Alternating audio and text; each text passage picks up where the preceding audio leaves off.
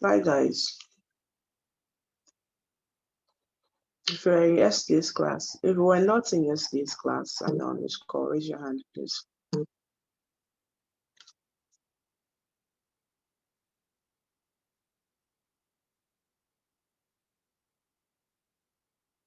If you were not in yesterday's class and you're on this call, please raise your hand.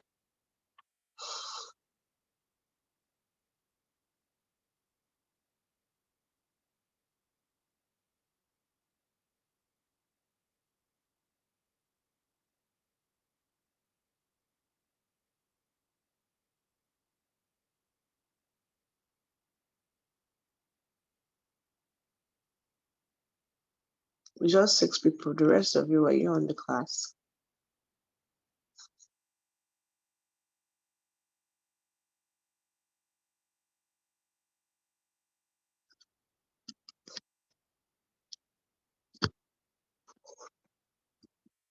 So I'm not going to go over what we covered again. I advise you that it's in your best interest as soon as you can. Go and listen to the recording. Go and listen to the recording as soon as you can.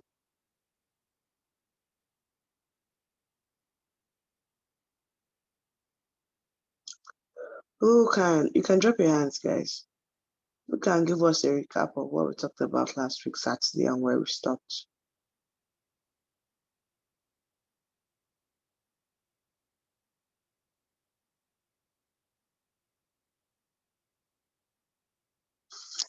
You can give us a recap of what we talked about on Saturday, last week, Saturday.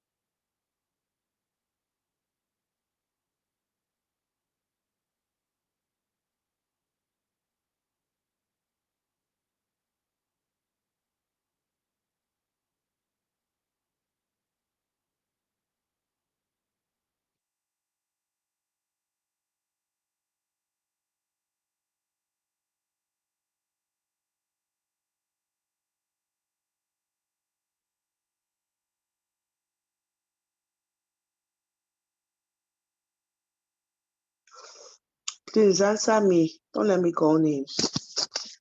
If you know you want to speak, unmute your mic and speak. Sharon, are you raising your hand to speak? Yes, I am. Good morning.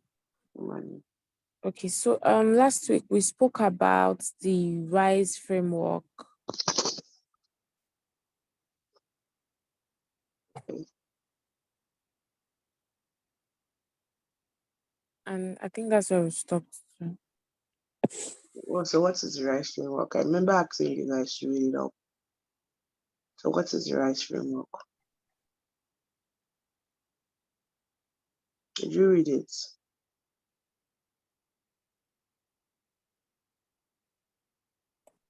Hmm?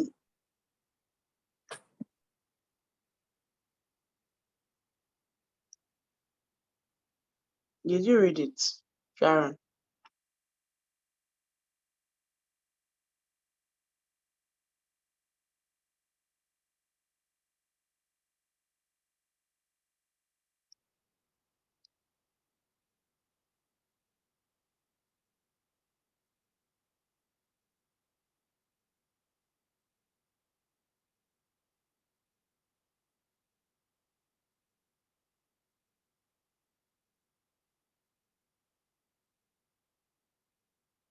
Who read about the RISE framework?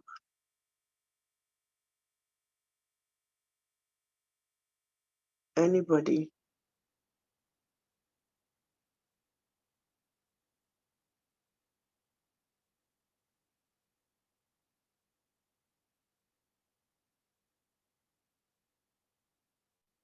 Anybody?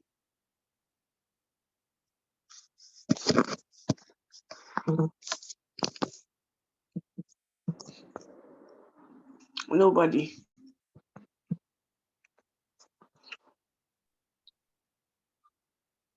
So yes, am I doing? Good morning. Good morning. Morning. I think what we talked about prioritizing homework is that as a product manager, you have to data. That means you have to be exposed to knowledge, which is very important as product manager because it will affect how you how your product will try to market. It will also affect how people will perceive your product because if you are not data, not know actually what is happening in the market and how to position your product to suit the needs of your customers. So about yesterday's class, about last week's class, we talked about how to validate our products, that's knowing if our product is actually satisfying the needs of the customers. We also talked about market research, where we talked about finding out your target audience, their demography, their income level, and their class. And then we talked about market analysis, where we talked about finding out your competitors or people that offer similar products and how they affect your own product. You compare it to your own product to know actually where your weakness and your strengths are. And that weakness, we talked about it as seeing it as an opportunity for a product manager.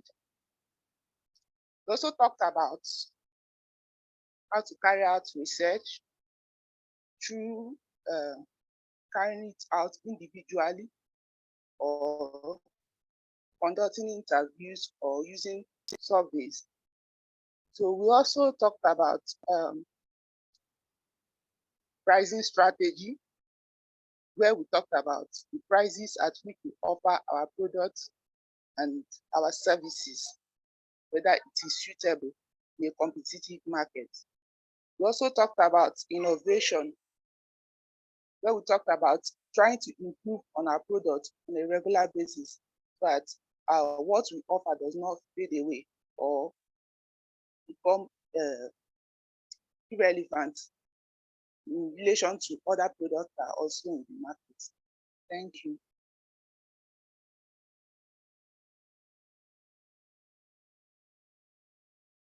Thank you so much.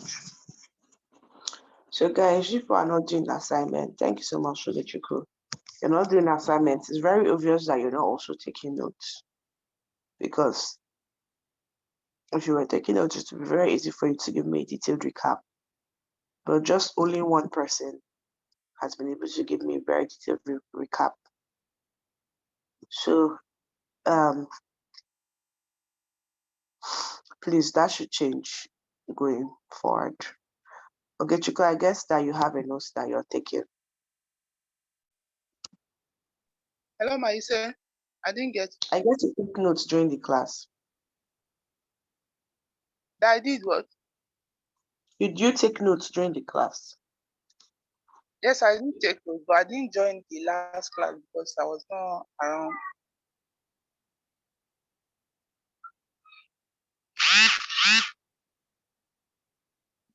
Okay, that's fine. That's fine. Anybody who misses classes more than twice, I will remove you from the WhatsApp group going forward. I need to know the number of people I'm teaching. If I'm teaching 10 people, let me know that I'm teaching 10 people that are serious and are ready to make progress.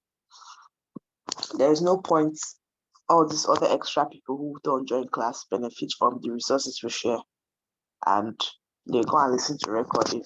So going forward, I'm going to remove them, and this is independent of whether Michael allows me or not. I'm not even asking his permission. So tell your friends, if you have any friend that is in this class that does not come, that going forward, once you are absent consistently for 2 classes, let's say you miss a Saturday, you miss next Saturday, you are out of this training. There's no need. I don't want to waste my time. I don't know if anybody here wants to waste their time. There's no need. We don't need to waste each other's time.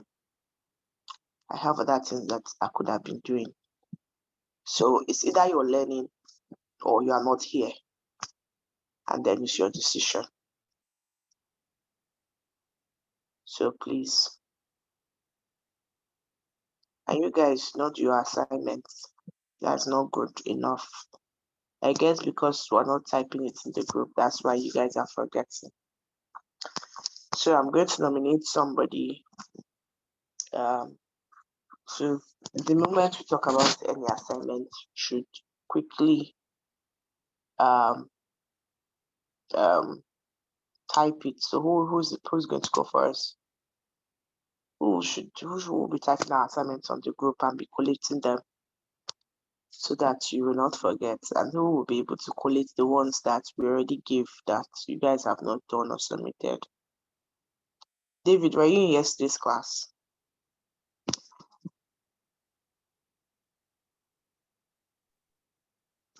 No.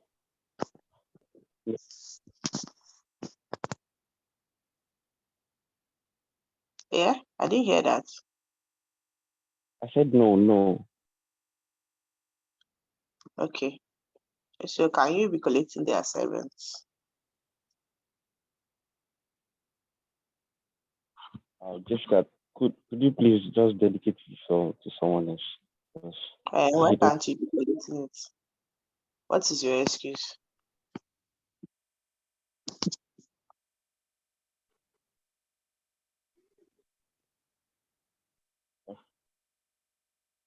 No, I don't really have one. Don't have what? Okay, I you don't have really any. As you don't have excuse, I've nominated you. So increase your attention span in class. That is what it means. Make sure that you're listening, because if any assignment is not typed on the group, I will hold you responsible.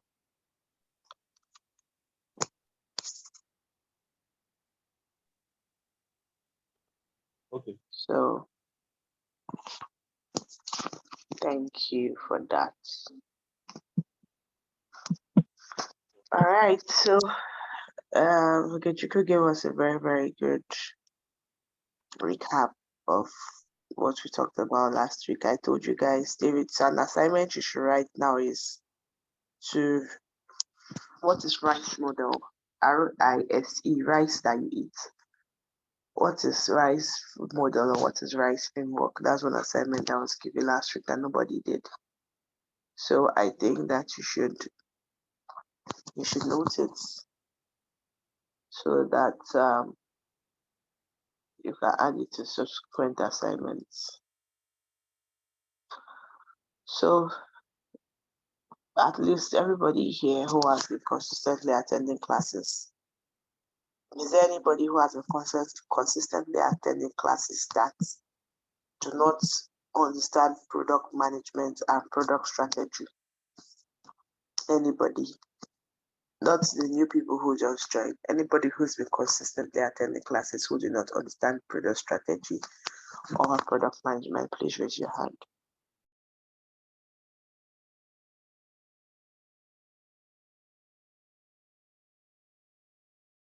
And please, it's always in your best interest to raise your hand at a point like this, because that's the only way I will know that I need to teach you extra.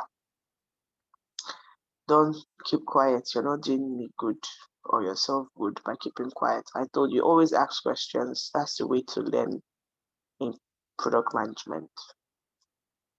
So if there's anybody here who you don't understand what product management is, you've been coming to this class, at least done 3-4 classes with us. You don't understand what product management is, you don't understand what product strategy is, please raise your hand.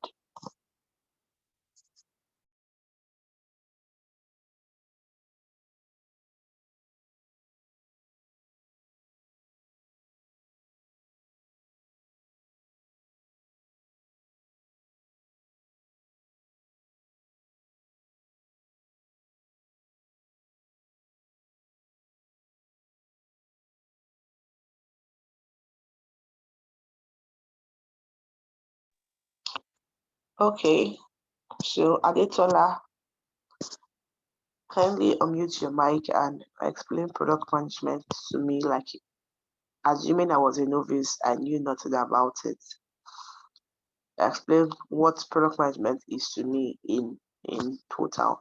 And then when you're done, Anekan will explain what product strategy is. So over to you, please.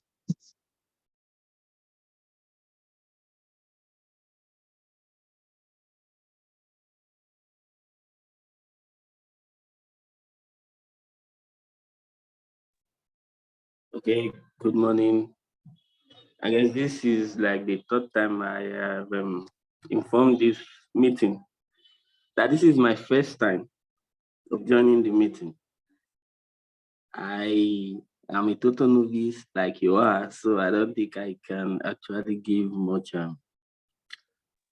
much this of your an first explanation. class? Yes, Okay, sorry about that. You're welcome. thank you. Bola, what is product management? So at least we have a first time Adetola. You guys are his teacher for today. So Damilola, please just kindly explain what you understand by product management so far. And when you're done, Aneka will explain product strategy.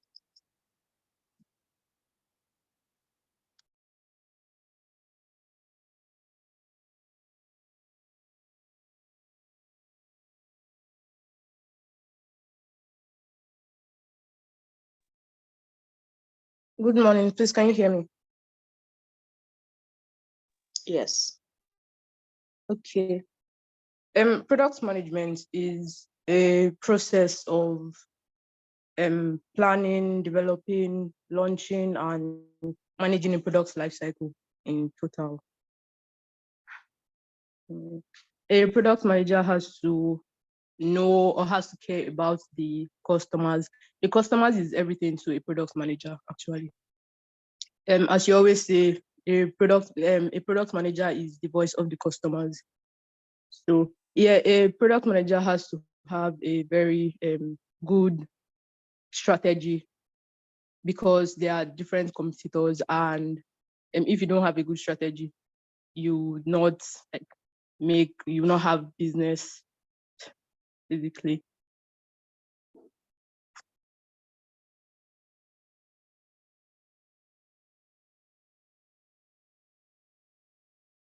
Is that all? What is the difference between a product and a project manager?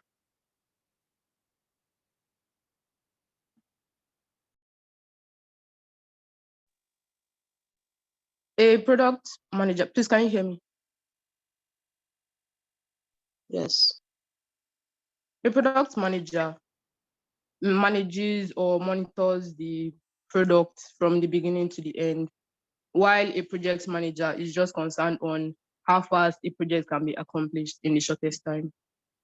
It doesn't bother about after the product has been or the project has been accomplished. But a product manager, even after the product or the project has, even after the project has gotten to the end, you'll still follow it up to see if everything is still okay. Damilola, I like your answers, but I don't like the terminologies that you are using. If you were in a product interview, I don't think you're skilled. Were you in yesterday's class? No, I could not attend. So please go and listen to the recording. It's very important that we are abreast. David, another assignment I gave was that you look for a product management glossary and try to identify keywords. So that's 2 assignments that you should type on the group and inform your members. So it's very important that when you're when you're answering questions like this, you have product management terminologies. That way you stand out from the crowd and they can know that, okay, you know what you're doing. Do you understand? Yes, I do. Thank you. Okay. Haneka, over to you.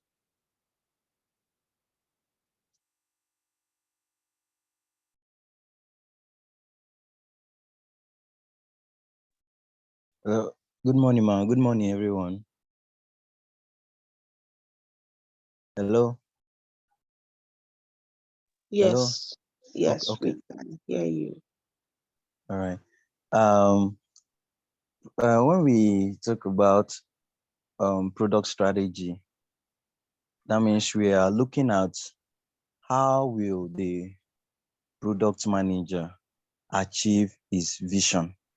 Like what are the step-by-step approach? Maybe you have a task. You have a task to perform. How are you going to approach that task? What are the steps that you take in order to help you achieve that vision? Now you can ask yourself questions like, what are the methodology that I'm going to use in this project? Now, a good as a good project manager, you need to have effective strategies. Now, for you to be able to have effective strategies, it's not all about thinking. Also, you have to study, you have to read. You have to read. Now, if you should solve more problems, that means you are going to make more money. So that is why you need to do your research and also in order to have a good project strategy. Now, why a good project strategy is very important is that, number one, it gives clarity to your company. It gives clarity to your company, and also it helps you prioritize your product roadmap, and it can also improve your team's technical decision. So these are the importance of a good project strategy. Thank you, ma.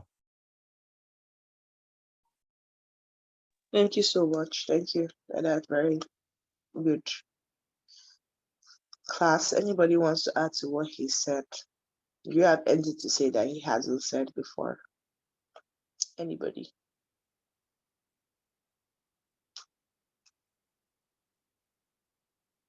Anybody? Unmute your mic, please.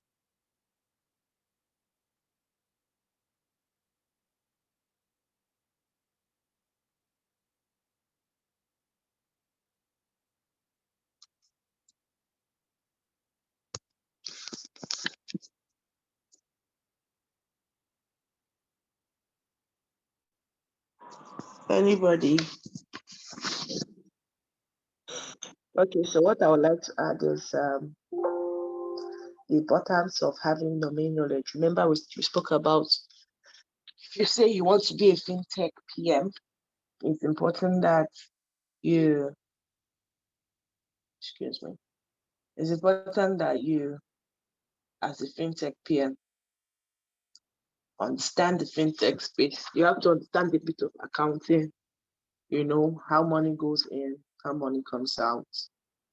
So I said identify something that is your area of strength. If you say you want to do logistics, you have to understand things about transportation, different cargo experience or different cargo options.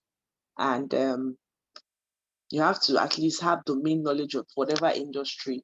You don't need to know it all, because product management is the same in any field, but at least you need to know the end to end. So you want to do healthcare, you need to understand what happens in the hospital. Like me now, I don't really have any understanding of what happens in a hospital. So if I decide that, okay, I want to go into the healthcare, I may need to read some medical books or speak to some doctors, or agriculture. I don't know anything about planting or how a fruit or a tree grows. So if I want to do agri-tech now, for example, it will mean that I'll have to read a bit about agriculture and see how to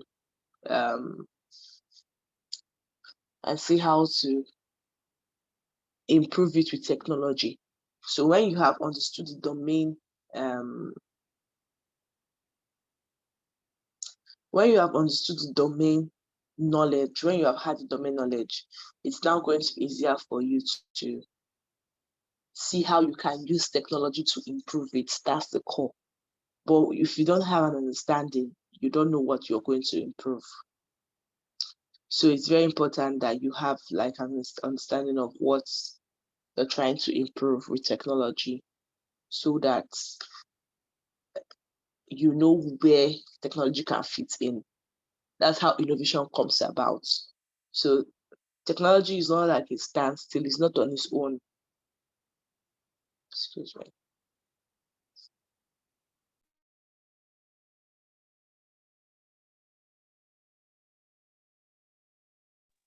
Please, I'm changing.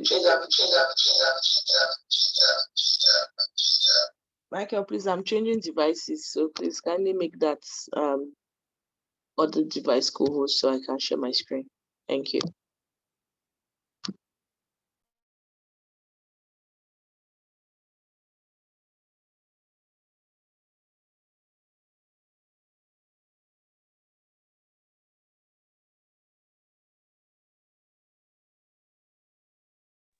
I'm going to be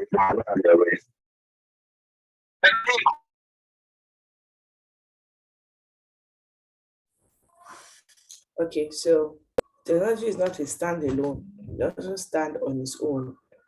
You need to know how it fits into the big picture of everything that's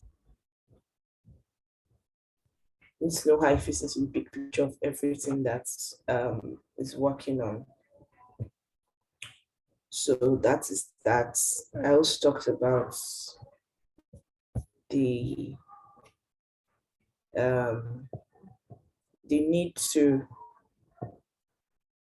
improve your mind. The need to improve your mind, because it's the more you know. Please confirm you can hear me. I don't think you can. I hope you guys can hear me. So,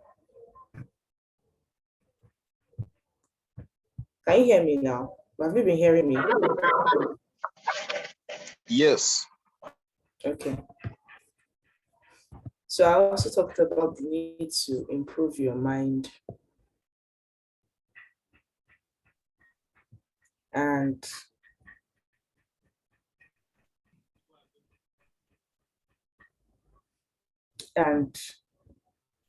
the need to improve your mind, and the more you improve your thinking process, the more you become better in strategy as a product manager. So you have to learn to see product management in your day-to-day activities. You have to learn to see product management in your day-to-day activities. When somebody is trying to manage a business, even if it's even if it's just like a normal business, like how do you see product, even if it's just like a normal shop that you know, or like a woman that's just selling provision by the shop in front of your house or something. How do you understand product management? Do you see product management in that? So those are very, very important things that we need to take note. So let me give you an example. Let me give you an example. I went to buy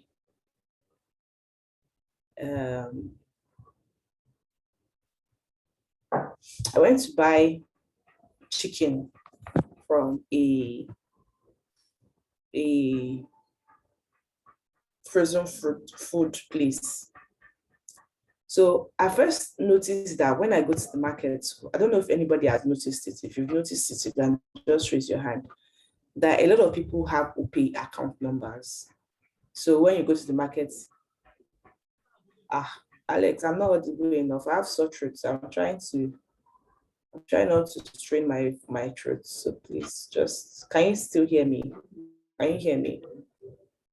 Let me increase my volume. Yes, we can. Alex, are you used to me shouting, please? I'm not going to shout today because I have sore throat. Okay, but as I was saying, how many of us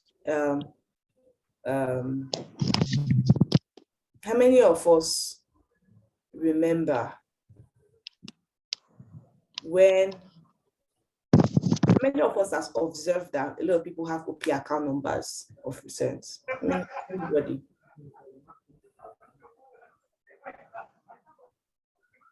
Anybody? If you have, just raise your hand.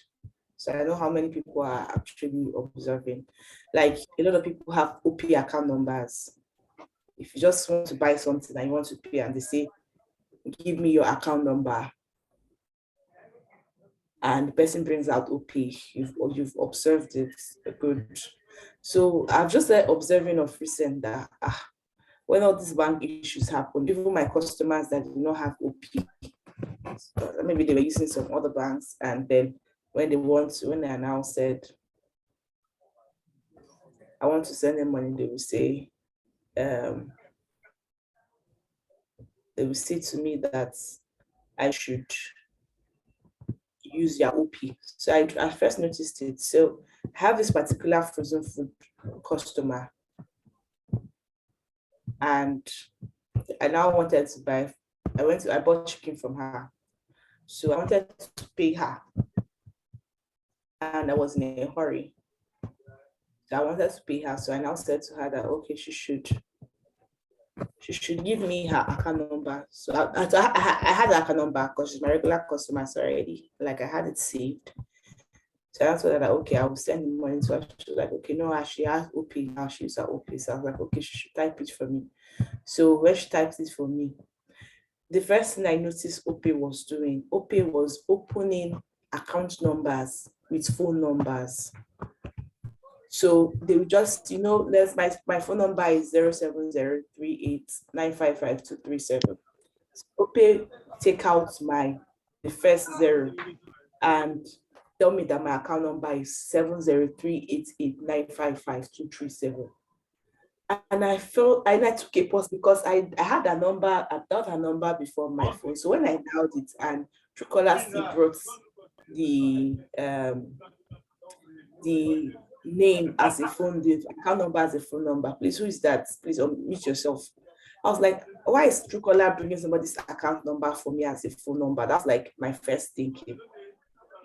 So I was like, that's like really, really innovative. Using your account number as your phone number. There is no business person. Even me that I'm not doing day-to-day daily business, I felt like that was so nice. Like imagine I don't have to cram. I have so many banks. In fact, I don't know. I think I know one of my account number, and it took me years to know it off hand. So imagine not having to go through that stress and just knowing that my phone number is my account number, and I can just say. When they say, Jessica, what's your account number? I can just say 7038955. And I just thought, what an intelligent product manager. And I was at the point I was going to check for all the product managers in OP on LinkedIn. I need to connect to them. It shows that they are thinking right. It shows that they are customer centric. It shows that they are doing proper research. Because it wasn't like this. So this thing I'm telling you is I'm sure it's just like a month ago feature they just added. OPay don't used to have their phone numbers as account numbers. It's just something that they just recently incorporated. And I thought, what an intelligent PM. Who could have been this PM that would have given this organization, this initiative, do you know how much money they are going to make? Do you know how many people? Only if I just tell you that your account number is your phone number. Ha! Do you know how many? Only that one. I know how many market women will open accounts. You don't need to talk too much again. I know how many market women will open accounts. So that's a very good example of product strategy. So me, I now thought that, okay, and I said, okay, what is the downside? The downside of it is that somebody's phone can get stolen and people can be sending money to the account. I was like, there's actually a positive downside. Like if like example, I lost my phone, I MTN give Damilola now my number. As some of my business customers still have it. Damilola might be getting my money and all that kind of mistake. But I now said, I know that before they would have even done this thing, there's a level of authentication that would have happened, because I've not opened an OP account before, so I don't know like how the authentication works. But I know that there will be a level of authentication that would have happened, that if that phone gets missing, the account number will automatically be unlinked. But I was first in all of the product manager that thought, why can't your phone number be your account number? I mean, somebody should even think, why do NIN now? They're trying to link NIN with everything. They say NIN should be, if you want to do passport, if you want to register business, okay, why can't NIN just even be like ACE? When I know the end goal is to have NIN as a social security number. But imagine if somebody now, a business, imagine if a fintech comes today. That's the long-term goal of the government for doing NIN. They want it to be like, when they type NIN, they have every information about you. That's the long-term goal of the business. But imagine if a fintech comes down, see, NIN number is quite long, yes, but it's a long-term goal, and so that your NIN number is your account number. You somehow make you able to use the same figures for NIN. It may not pay now, but when NIN becomes a social security number, it's going to pay, because everybody will want to either call a number that is easy for them to remember. So that's an example of seeing product management in your day-to-day. That's how you get better with strategy. That's how you think. That's why I was trying to tell you guys that your mind as a product manager, it doesn't matter what I teach you from that to tomorrow. If you're not good at strategy, you're going to fail when you get a job. So it's first a mental process of building your mind step by step to understand, okay, how does this thing work? So that any product you find yourself, you can just easily adjust. I can work on in any space. I just need to go and read on it. If you put me agri-tech today, I don't know anything about agriculture as of today as we speak. But if you put me in an agri-tech tech company, I know how to go about building product management processes, because processes are the same everywhere. You just need to understand how to build your thought process around it, how to see solutions in things. I know that many of you have noticed that if you know about this OPay phone number thing before, raise your hand. If this is not your first time of hearing it, if you know that OPay does phone numbers as account number before this class, raise your hand.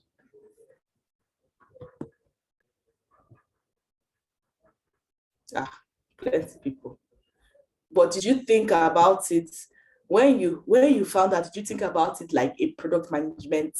Did you think about it from a product management perspective, or you were just okay? What was your thought? One person just unmute your mic. When you observed that OPay had account numbers as phone numbers, what came to your mind first? Anybody wants to tell me?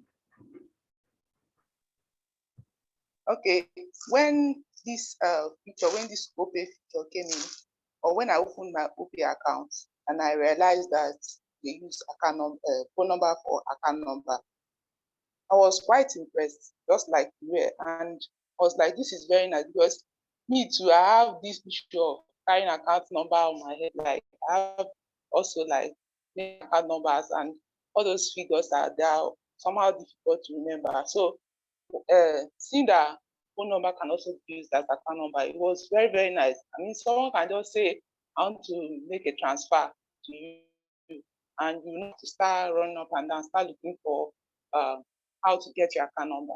So it was a very nice idea. But I didn't think of it from the product management perspective. I just see it as an innovation that is very nice, because back then I didn't know much about product management. So I wasn't looking at it from the project management aspect. I was just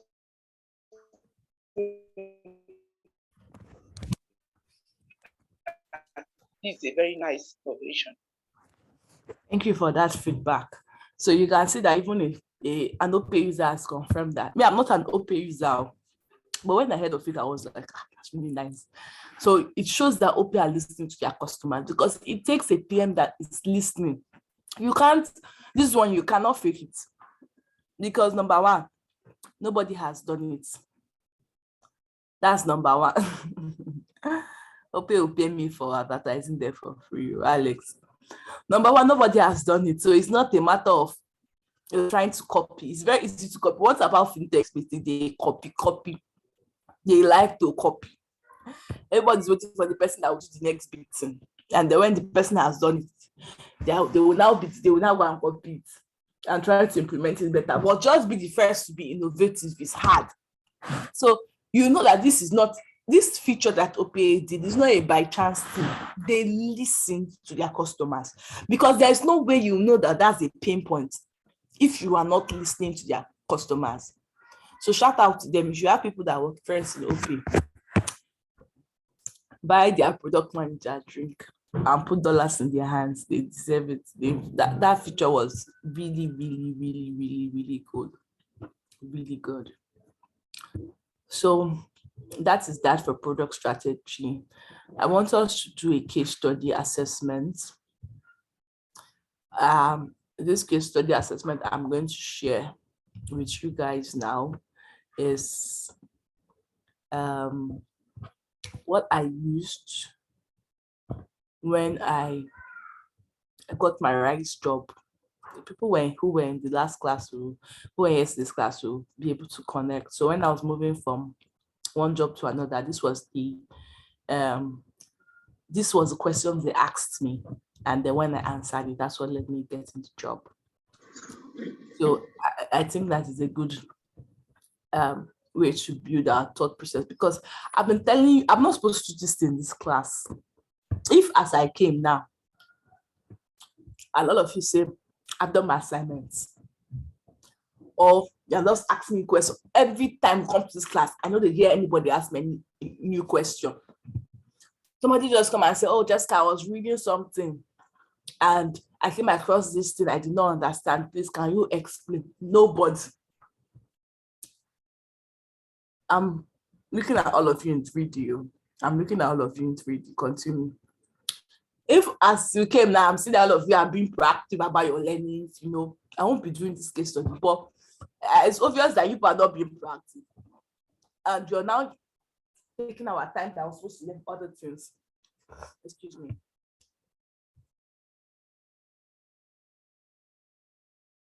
You're not taking the time that we're supposed to use to learn other things. We're supposed to be doing assignments that you're supposed to be doing. Assignments that I expected that some people will bring and be asking serious questions. Nobody. But it's okay. We'll do this case study. After this case study, I think that this will be the last time we'll talk about strategy. We'll move to design sprints after this case study.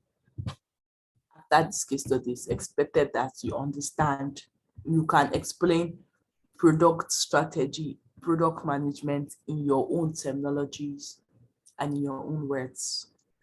Yes, it may not be refined, like you may not be using the right industry terminology yet, but if somebody says, if you're 5 years old in your house, or your niece or nephew say, I heard about product management, can you tell me what it is?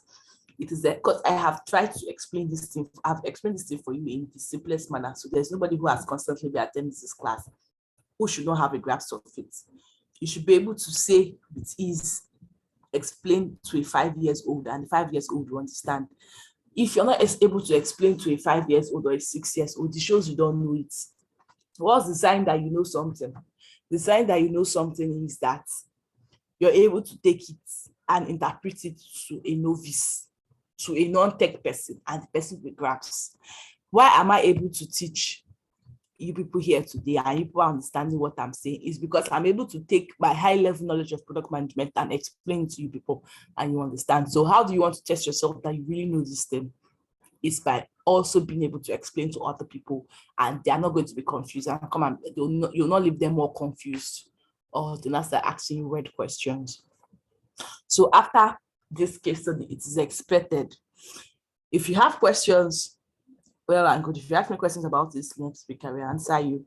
If you don't ask me questions, it's your headache. I've moved on from this topic. I will work with the assumption that you know everything.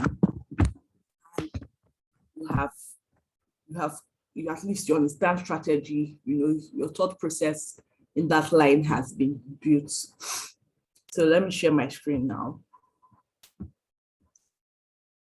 So if you can see my screen, please. Unmute and let me know you can see my screen.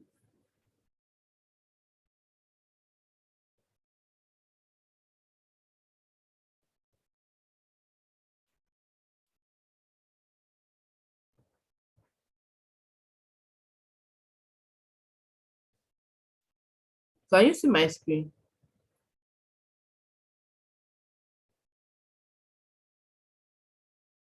Awesome. Okay. So let's start from section 1. I'll read the questions. When you go for interviews, when you apply for product management roles, there's a high tendency that they will send you a case study like this to answer. A very high tendency.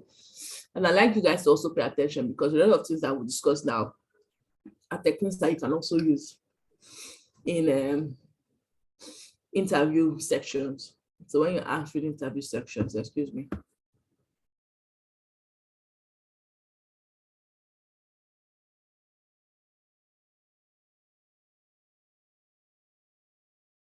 So when you're answering interview questions, so pay attention because I'm going to be highlighting a lot of things that will also be helpful for you then.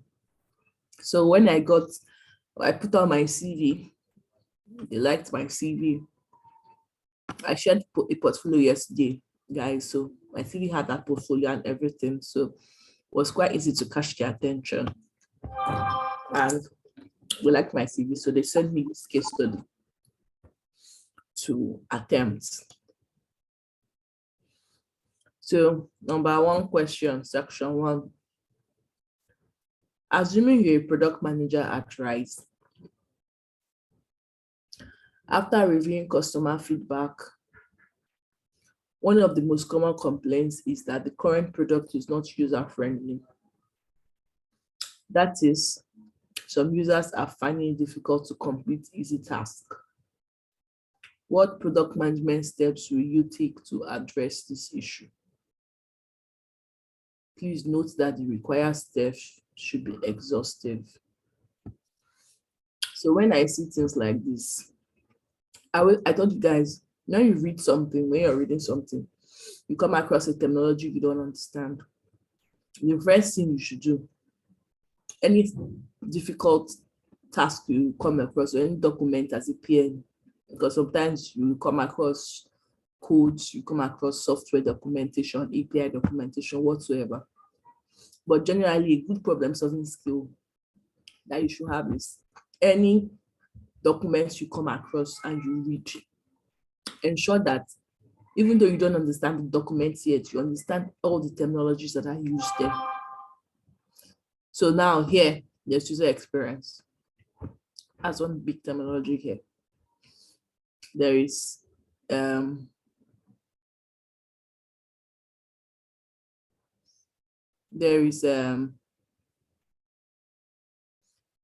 easy tasks. Everybody should understand what easy tasks mean, what user experience mean.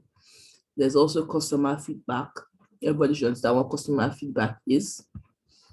Complaints, everybody should understand what complaints is. Exhaustive, everybody should understand what exhaustive is, because you have said, please note that the required steps should be exhaustive. So I'm not quite sure what this means anymore. So I'm just going to Google it and see what it means. Okay. If you can see my screen, you can see that I've defined it here. So exhaustive means examine, including or considering all elements or aspects. Fully comprehensive, that's what it means. She has undergone exhaustive tests since becoming ill. So I like the definition of fully comprehensive. So that has given me a understanding of what exhaustive means. So it means that my answer should be fully comprehensive and not a shallow answer, right? So if we're on the same page, I don't know what happened to my Zoom. Okay. So if you are, I hope that we're still on the same page and we're following. So that's what exhaustive means. So let's go to my answer. So this is the first question. We'll just go straight to my answer. So number one, question one, clarifying question. So there's something in a good product management practices during interview is to ask, number one, clarifying questions. Number two, make assumptions. So when you are doing an interview question, somebody says, oh, we're trying to build an app, and it's going to be an app that is going to improve digital skills in Nigeria. People can just log into the app and access quality content, blah, blah, blah. It gives you a breakdown. The first thing you should say, so the person that says, as a product manager, what would be the first thing you do when you build this app? Or as a product manager, how are you going to develop this app? You should not just start saying, okay, as a product manager of this platform, I'm going to start working on this. I'm going to be using it. The first thing you should do is ask clarifying questions. So you can say, make a statement like, is it safe to assume that this app is targeted at users between 18 to 40 age group? Or this app is going to be used in Lagos State mainly? Or this app is going to have Hausa and Igbo and Yoruba version? So depending on what the scope of the project or the briefing they give you, it's important to ask clarifying questions. When you go for international interviews, Google, Microsoft, Spotify, all these top, and yes, they hire Nigerians. They hire Nigerians a lot, and they hire Nigerians in Nigeria. So when you go for such interviews, if you don't ask clarifying questions, you failed on the spot. So ask clarifying questions to ensure, what does clarifying questions do? Number one, ensures that you're answering the question correctly and that you are tailoring the product to the right target audience. Excuse me.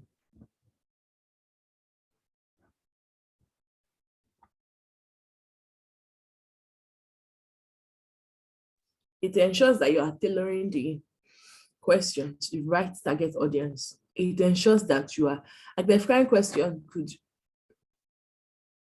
mean it's not only for target audience, it could mean anything. It ensures that, okay, you understand everything about the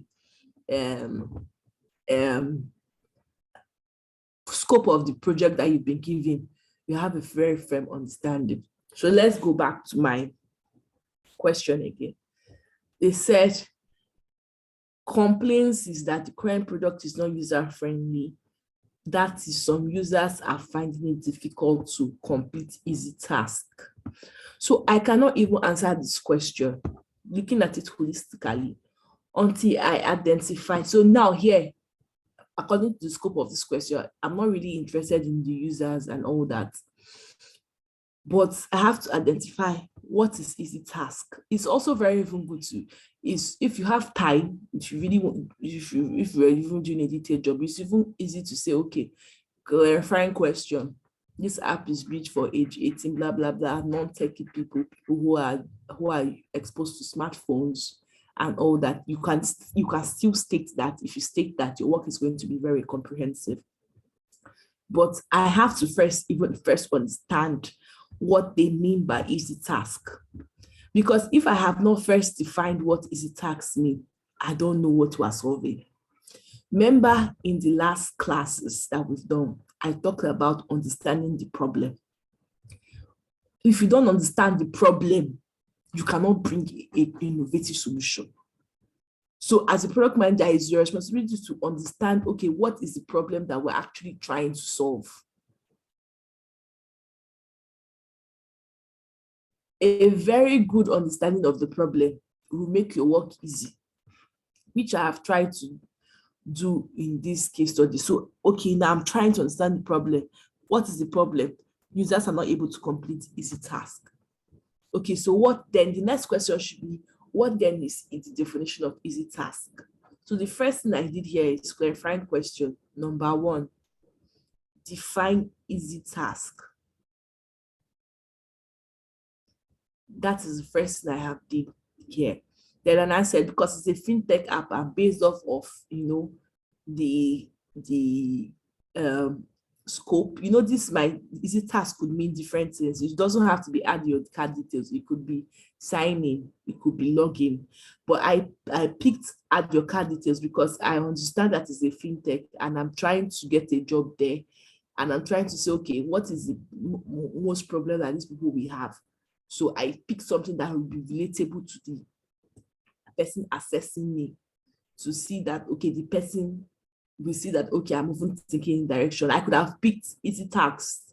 I could have written not able to sign into the app. But I deliberately picked this one because I've read the questions and I have understood that, okay, this would be something that will catch the attention of the employer or the recruiter or the HR. So that's a good way to think about it. Even when you're doing interviews, when you want to do interview for, when you're interviewing for a company, you really want to get that job. Let me tell you, one secret of getting a dollar role, one secret, if you say as a PM today, after this close, you don't want to work for a Nigerian company, you just want to start in foreign currency, you want to be applying for UK, US, Canada jobs. Number 1, do your LinkedIn, do all the other basic stuff that will get you into the door. Let's say you've gotten into the door and you are in an interview stage. If you do your research about the company and you come with proposed solution, if you like, let there be 100 people on that interview, they will hire you. But if you don't come with 100, if you don't come with me, when I want to get a job, that I'm trying to explain, as I tell people that getting a job is not hard. Even if they carry me now to a new environment today, let's just say I relocate to somewhere that nobody knows me and I just start my career fresh. I don't have any track record. Give me 2 weeks, I'll land a extremely high paying job. Why? Because I have understood the thought process around getting a job. I have understood the thought process around what people who are employing other people, what are they looking for? So it's not rocket science. It's not, I don't like anything that is trial by error. So when I say to you people that, okay, I believe that at the end of these 10 weeks, at least 31 on the score, 28 people can get a job if they do everything I'm saying. It's not trial by error because it's a principle that I've seen people do again and again and again and again and again and again and again and again. I've seen somebody who was a full-time housewife for 10 years. She has never worked for 10 years and she just started to work. She attended a training by Nest Factory Foundation and she got a job, her first PM role that paid her 250K immediately after the training. She was a mom of 3, but she will never miss class. She will never miss an opportunity to ask questions. She will never miss doing an assignment. So when I even heard, I didn't even know like that she had not worked. I was even surprised when I heard that she hasn't worked for like 10 years. But when I heard she got a job, I was not too surprised, because I always know people that will do well by how much interest and how much attention they pay in this class. So I'm not usually surprised that when I heard she hadn't worked for 10 years, I was like I was very, very surprised. But if she could give in that dedication to really understand. So don't cram. My point is, understand everything that we're trying to do here. It doesn't matter if this is your first exposure to technology.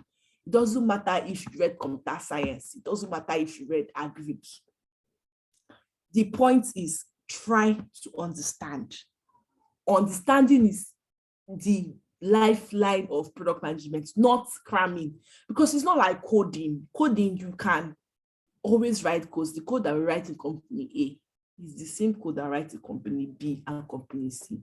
But the strategy for company A cannot be the strategy for company B and cannot be the strategy for company C. That is why understanding is more important than cramming. And that's why all the classes that we've been doing so far, I have been trying to improve your understanding. Understand it in your own way. Think about it in your own way. So that wherever you are, you can replicate it. That is the only way you can replicate it. So when you want to get a job, and you want to get this app, go and do the research of the company, do your research. When you've done research on the company, when you sit for the interview, come with your own research, or they give you a write-up like this my own now. Come with a research. Now, me deciding, let me tell you, it took me days before I could write this thing. In fact, I remember then I did a lot of research. So say, add your card details on this app. Me picking this as the definition of the easy tax was a research strategy. I knew, okay, what is the pain point that a lot of fintech people have? This is one. I did not just pick it out of the blues. It was a thought process. So when you want to get international job now, I have somebody, I will share his cover letter with us very soon, or maybe in one of the classes. This guy was a data analyst in one company here in Nigeria. And he just woke up one day and said to me, Jessica, he was a data analyst. He had never done product management before. And he said to me, Jessica, I want to do product management and I want to relocate abroad. I want to get a job that will get me, I want to do PM so that I can go abroad to London or to UK. I thought he was joking. So he reached out to me. I just explained one or two things to him about product management. We just talked about it and everything. So he said I was going to start applying. In 1 month time, he reached out to me and said he has gotten a job in a UK company and he was going to be flying out in 2 weeks. Hey, I was like, are you joking or are you serious? Or he said he's not joking. I said, you've gotten a job. I said, it's a lie. He said he's gotten a job. And I said, and when somebody tells you they succeeded in something, understand their process. That's my default thinking. I said, I'm not really interested in maybe, yes, I'm happy for you, what you benefited. Yes, money is big and everything. But I want to know, how did you do it so that it's easy to copy. You can copy somebody when you've understood, when you have an understanding of how they got there. Any success you can bring. You see, we can have another Dangote. If the people who are working around Dangote sit down and understand how did Dangote get to where it is today. You have to have understanding. It's key. So me, I asked him that, okay, how did you get? He now told me that he wrote a cover. In fact, he wrote a cover letter. Even me, that I saw the cover letter, I say, if I'm for the company itself, I've hired you. When I saw the cover letter that he wrote, I was like, how will you not get the job?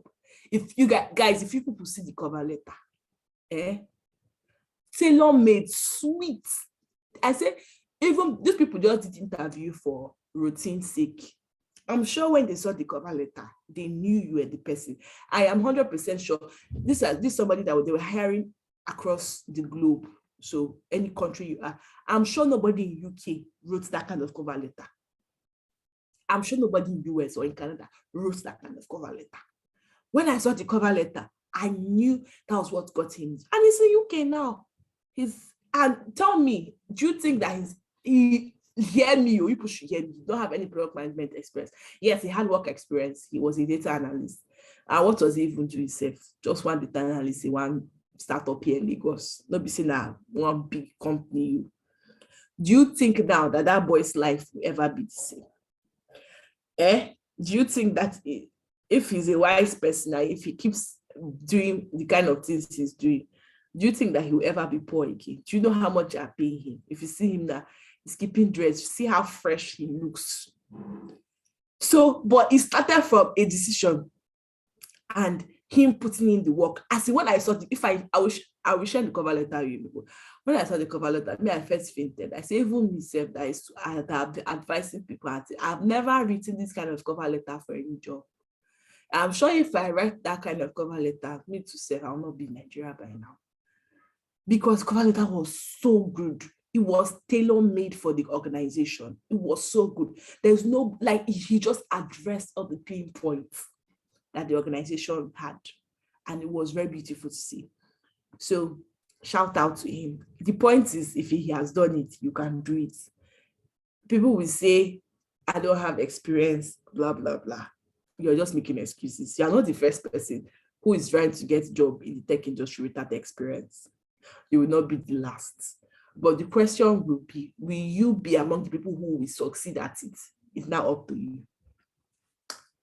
And somebody raising their hands, okay, it was a mistake. It will now be up to you to decide if you want to be among people that will succeed in this tech role.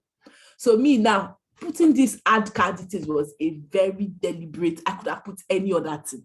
I could have put having problem install the app and they will never call me back because it's not a pain point to them.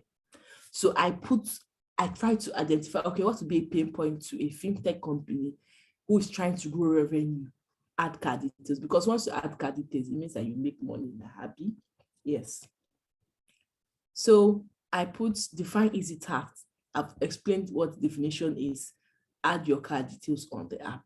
Number one, is the difficulty in adding cards progressive or a one-time event? Progressive.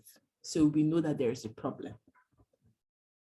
Because the decline is progressive, ruling out technical glitches, downtime, or any other reason impacting the future uptime.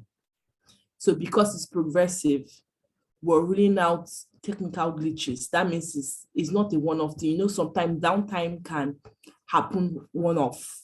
So we know that it's not a downtime issue. It's not a technical glitch issue. There is a real problem. Is this decline on any specific platform, mobile, Android, iOS? Decline in mobile, both iOS and Android. So we have ruled out that it's not an Android problem. You know, some people will say now because they use iPhone, we've ruled that out. So we know that it's a mobile problem, both Android and iOS. Is there a decline in other feature usage on the app? No. Is there a prominent user segment where we see decline? Yes, age 19 to 26. This is my clarifying question. If you were not writing this thing out and you were doing an interview, you just verbally say it to the interviewers.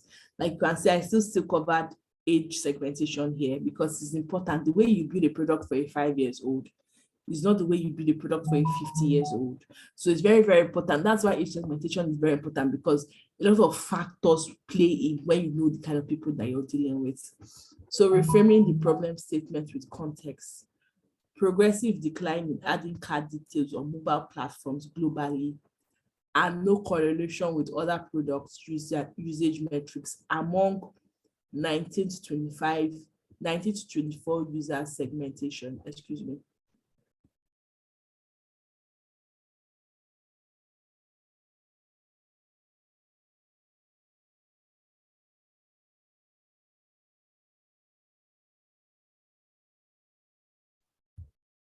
So among 18 to 24 user segmentation. Hypothesis, the source of adding. So hypothesis just means what could be the possible problem. So you try to identify all the possible source of the problem. That's what hypothesis. So you test. So normally that's even your thinking process. That's how it should be. When somebody comes and say, oh, something is not working. Let's say your heater in the house is not working. Two things: is the current low? Is the heater bad? Is the switch bad? That's the first three things I would think of. So when you have a problem, you first think of like some possible causes of that problem. That's what hypothesis is. And then you now start checking for a solution one on one. So your heater is bad. Okay, let's check NEPA. That's the easiest one. Okay, the current is high. Okay, let's check the switch. Maybe the switch is disconnected. You check, you see that the switch is okay. Then you now know that the heater must have had a fault internally or something. So that's the way to think about hypothesis. It's just trying to list, okay, what could be the possible cause of this broken cards issue? That's what hypothesis means. Excuse me.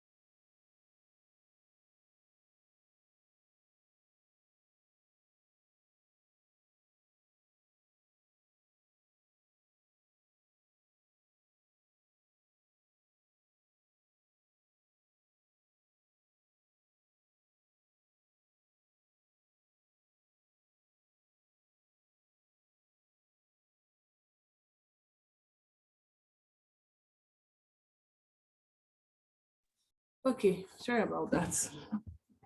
So that's what hypothesis means. So I send me a message. Okay. So now the hypothesis is the source of adding new cards is broken. That's one. People are not able to use the submit button and it's discouraging users from completing tasks. That's two. People are not technical enough to perform tasks. So that's three hypotheses that I have identified. Hypothesis testing. The source adding cards details is through Flutterwave API. Has there been a downtime on the API server? Need to investigate. That's for this one. Front-end issues with submit button. Work with engineering to fix the submit button features. People are not technical enough to perform tasks. Create pop-up notification that serves as a step-by-step guide to completing tasks. Create a PDF guide that is sent to new users upon registration. Have a monthly live webinar showing and highlighting features to users. So each of these has taken care of each of these hypotheses. So this testing has taken care of each of these hypotheses. In summary, drilling down through the problem, the probable reasons for this difficulty in adding cards on mobile and downtime from API or front-end issues with submit button or lack of technical knowledge. The next step is to test this hypothesis to find the exact cause and fix it. So this is where I ended the answer, because it's not it's a prototype, it's not like a real life scenario, so I'm not able to test. So I stopped at where I will need to test, because I don't have any element for testing. So if I ask, okay, Michael, you want to say something? Yes, sorry to cut in. I sent you a direct message on the chat board. Can you check?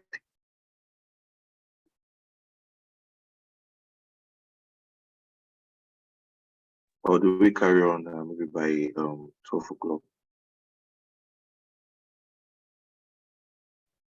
What's the message? Or you sent it to me on my WhatsApp? I can't send you any of your message on the chat box. Okay, I'll All right. ask. Is our break? I thought our break is 12. Okay, yes. So apparently, because the last class we've been having it by 12. Ideally, it's supposed to be by 11:30. Or it's to our own discretion. Sorry? Let's say by 12. By 12. Fine then. Okay, thank you. Okay.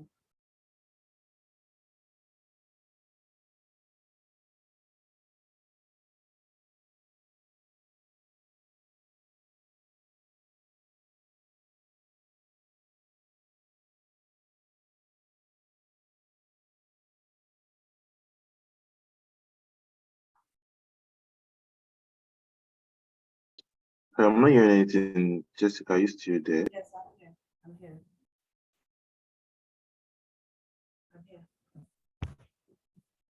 Hi, Jessica. I'm here. Can you hear me? Yes, I can hear you now. Okay. All right, so we'll have it by 12. I got it. Okay. So if I was looking for a job in your company and I write this kind of answer for you and you hire me, let me see your hand. If you feel, if this is the only question they ask me and I answer the question like this as a PM, will you hire me or not? So raise your hand if you hire me. No sentiments, honest, honest answers.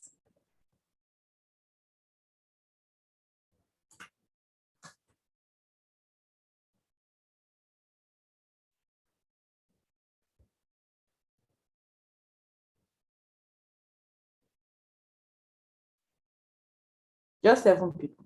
The rest of you that will not hire me. Are you in this class? Tell me why you not hire me. All of you that not raise your hand.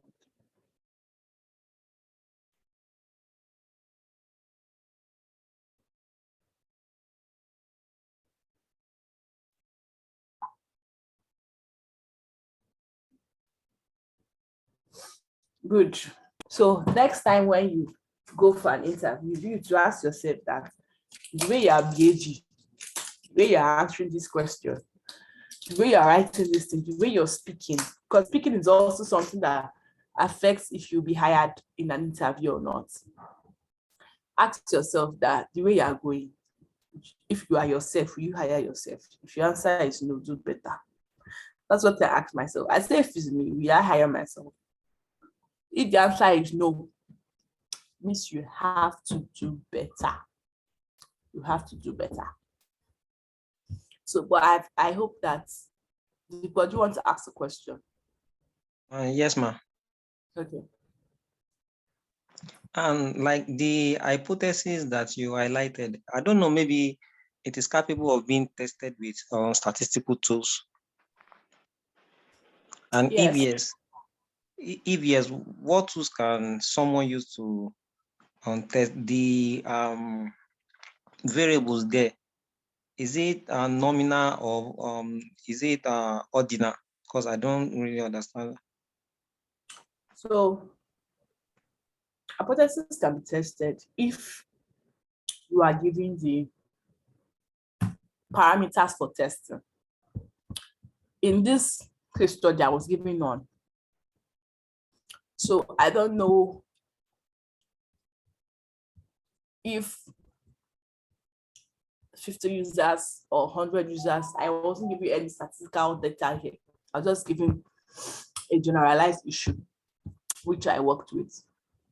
So if they, for example, they said 200 people have not been able to add their cards and they all use mobile Android devices and this and this. If they give you those kind of specific data, you can test based off of that. But if you're not giving that kind of data, it's safe to make assumptions and let them know that your testing is made off of those assumptions so they can judge you based off of those assumptions. Do you understand? Yes.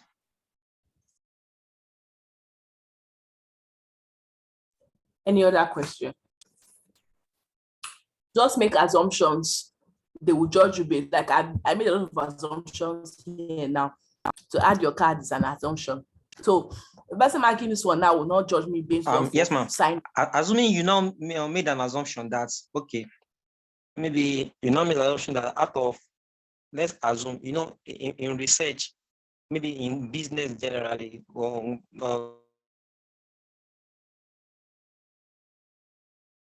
I can't hear you again.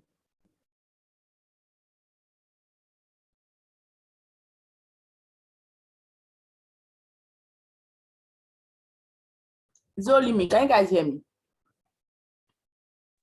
I can hear you. Can hear you.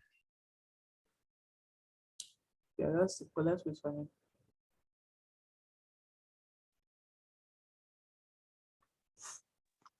hello, can you hear me now? Yes, we can. Okay. Maybe I'm thinking of, maybe we can assume that okay, the company has 50,000 customers, and we can just use the formula to maybe just use like 350 or 384 of the customer just to test, just to obtain data and test their hypothesis. Can we actually do that for this type of question in case? Yes, if they give you the data, yes. If you have time, why not? Most companies won't give you the data. But even if you don't give the data, you want to make your own assumptions, it's fine. But I do not want to go in depth because it's an interview question. And okay. You understand. Sometimes these things have time constraints. So for example, if I was speaking now, if it was a verbal interview, they will have time constraint. If it's a verbal interview that you want to start going through why 300 out of 2,000 customers have, it will take a longer time to analyze. Yes. So that's why it's safe to speak a more simpler one that will still communicate your strengths and it will not bore the interviewers, because most of those times people are not so technical, they'll get bored and they'll feel like you don't know it. Let me tell you guys, the way you speak during an interview determine how the interview will go. And those people that are interviewing, they have problems. They have many problems that they are trying to solve in their own life. They are not their problem. So if you go for an interview and you can't catch their attention, you just be talking, not be hearing you. They're listening to you, but they're not hearing you. And they will not be marking you based off of the fact that you not even listen carefully to what you said to understand your answers. So, but if you come with a confident voicing, so there's a way to sound really confident and not shaking. If you're often distracted, you guys know me when how I talk very commanding in all the previous classes. If I show for an interview, even if you're distracted and I start talking, you look at me now, at least you say, who is this one? That's what I want to achieve. I want you to take a pause and say, who is speaking? And I want you to notice me, because they are going to interview 10 people that day, 20 people that day. How do you want them to remember you if you cannot sound, very firm, very confident in yourself, and very confident in your ability? They can always pick your confidence from your voice. So it's very important that your confidence level reflects when you're speaking. Any other question?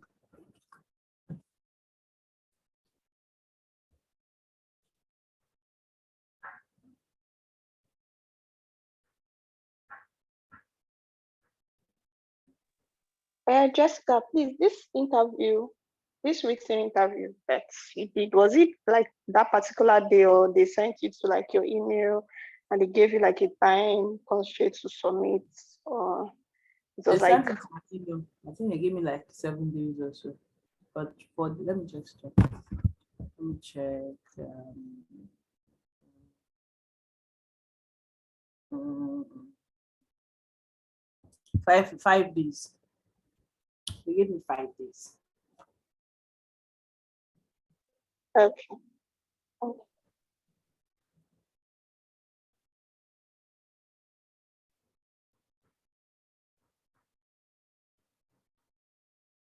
Any other question?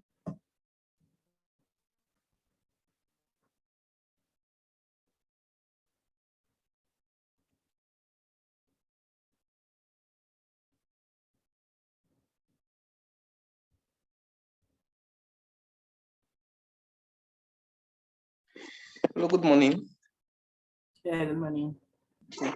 So in this case study actually wrote, and is it based on the interview you went for? No, I haven't gone from any interviews based off of the questions that he asked me. So this one we just highlighted now. This is the question. Improving user experience. That's the question. Okay. So the question actually asks is it something they tend to ask and you're meant to reply immediately, or they give you a set duration of time to? They gave me 5 days. 5 days. That's what they gave me. Different companies will give you different times. Because I haven't given you 1 day. So. Different companies will give you different time depending on. Excuse me, guys. Depending on how is their interview is usually structured. Okay. Okay, thank you.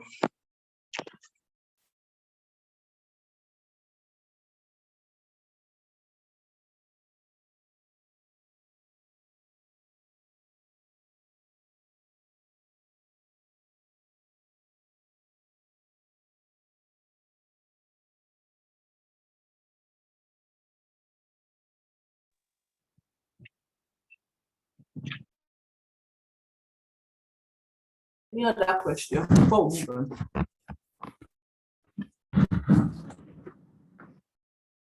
Okay, so I guess, so if I ask a question now, can you answer me? As you are not asking me question now. Not the one that will ask the question, you'll not be able to answer me. Let me look for who I want to call. Adetola, how has been the class so far for you since this is your first class? Well, it has Okay, go been ahead. fine, and I can say that I am learning so much within a short period of time. And thank you for sharing your experience with us. You're welcome. Thank you. This announcement is all people that has to join this class 1 hour late. When we started this class, we were like 17, a bit 13. Now we're 28. A day will come that I'm going to teach something special and I'm going to lock this Zoom. You will not be able to enter. So keep coming late. Just continue coming late. I don't want to hear any excuse that you have, whether it's legitimate or illegitimate. You already know your class is Saturday, 10 to 2. Clear your schedule this week ahead of time. Because I'm telling you, I'm not joking. I will lock the Zoom. Me, I'm not Michael. I'm not begging people to come and learn. It's Michael that will beg you to come and learn because that's his work. My own work is not to beg you to come and learn. If you don't want to learn, can you tell me? Like all the people now, we are 30 on this Zoom. We are 66 on the group. I am going to remove anybody. I'm going to get their attendance. Yes, you can ask your question on the group, Alima. Hakim, sorry. You can ask your question on the group. If you when you watch record, you have any question, just type it on the group and tag me. I'm going to go to the attendance and remove all those ghost participants, mostly all those that have never joined the class for once. So if they are your friends, advise them accordingly to do the right thing. I don't want to be deceiving myself that I'm teaching 30 people when I'm teaching only 10 people. If I'm teaching 10 people, let 10 people come. Let me know that I have less problem. So let's go to the next question before, I hope we'll be able to quickly do it before our break. I don't think that one should take too much time. The answer long, sha. Okay, maybe we should skip question 2 and go to question 3 before we go on our break. Let's do question 3. Business and strategy. RISE is focused on introducing new products across different verticals and markets. As a lead product manager at RISE, with options to set up functional or business units, which option do you think fits the current business model of RISE and why? Please keep in mind that your suggestions must align with building and scaling a product in a new market. So like I said, you can identify that this is the instruction and this is how your questions, your answers should be structured. Excuse me. I don't think I did question 4. You can see there are 4 questions here. I don't think I did question 4. So this is how it should be structured. RISE is focused on introducing new products across different vertical markets. So, they want to put a new product in a new market. So that's something you should note. You should also note the kind of level of authority you have. You are the lead product manager. So you should know the kind of decisions you can make. So the decisions you can make as a lead product manager is definitely not the same as the decision you can make as an associate product manager. So let's go to the answers. Let's look at the answers.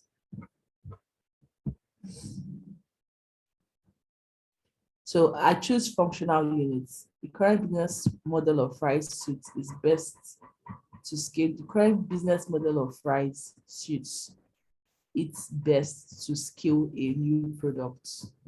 So let's look at the question again. The question said, you have the options to set up functional or business units. That's what the question said. So my answer was that I choose to set up functional units as opposed to business units. So now, what is the difference between a functional unit and a business unit? That should be the next question that I expect anybody to ask. Right? So let's go to Google.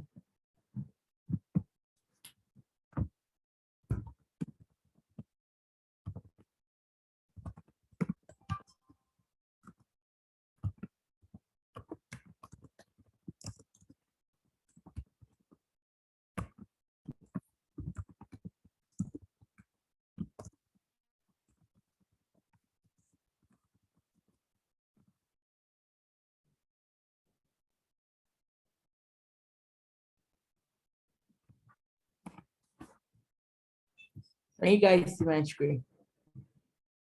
Yes, we can see it. Yes. So let's check this first one and see what is to show.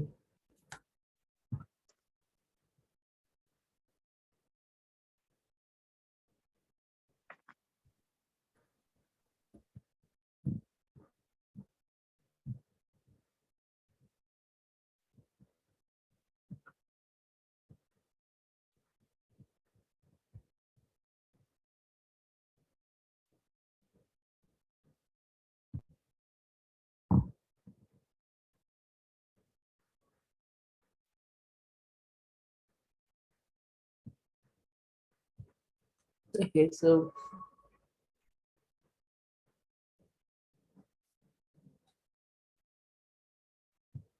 this one actually is addressing it as a process. So let me see if I'll see any better.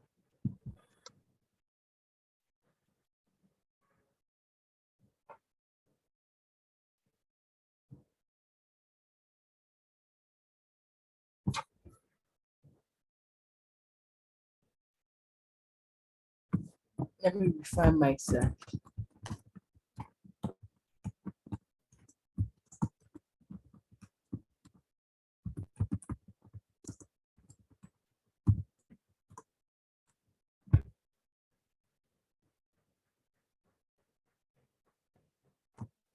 So here we can see that a functional unit describes a quality of a product or product system on the basis of the performance it delivers in its end use application.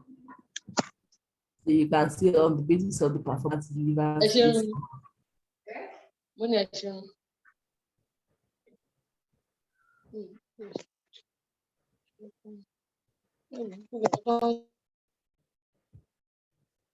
So you can see on the basis of the performance it delivers to its end user. So let's see what the business unit is.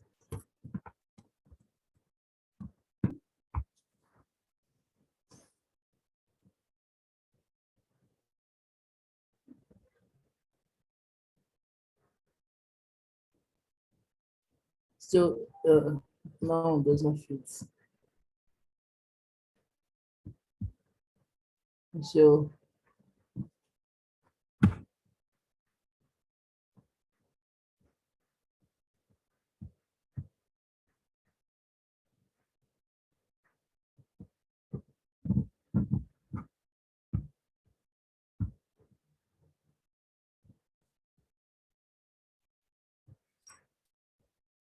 So a business unit is a department that develops and implements independent strategies in a company.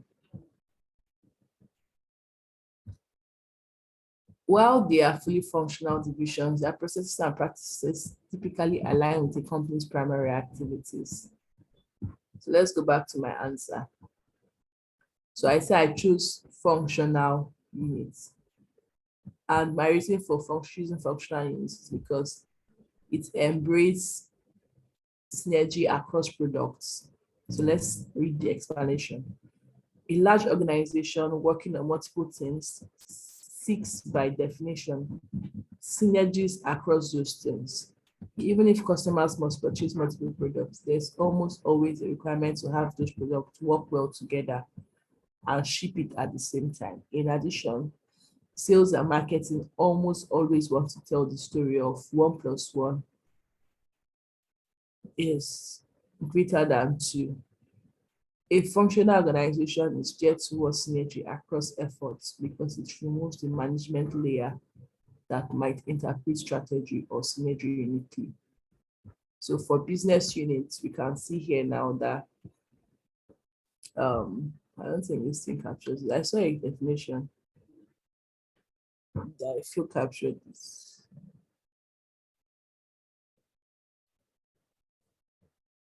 Business units are part of the organization that are in charge of setting operations. No.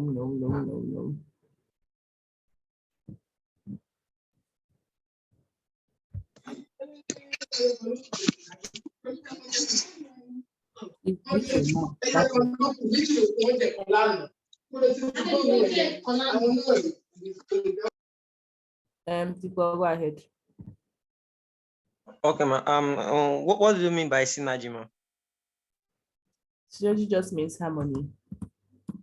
Harmony. So when you say synergy, it means harmony, like they're able to work together. That's what synergy means. Harmony of purpose, harmony of work, harmony of belief.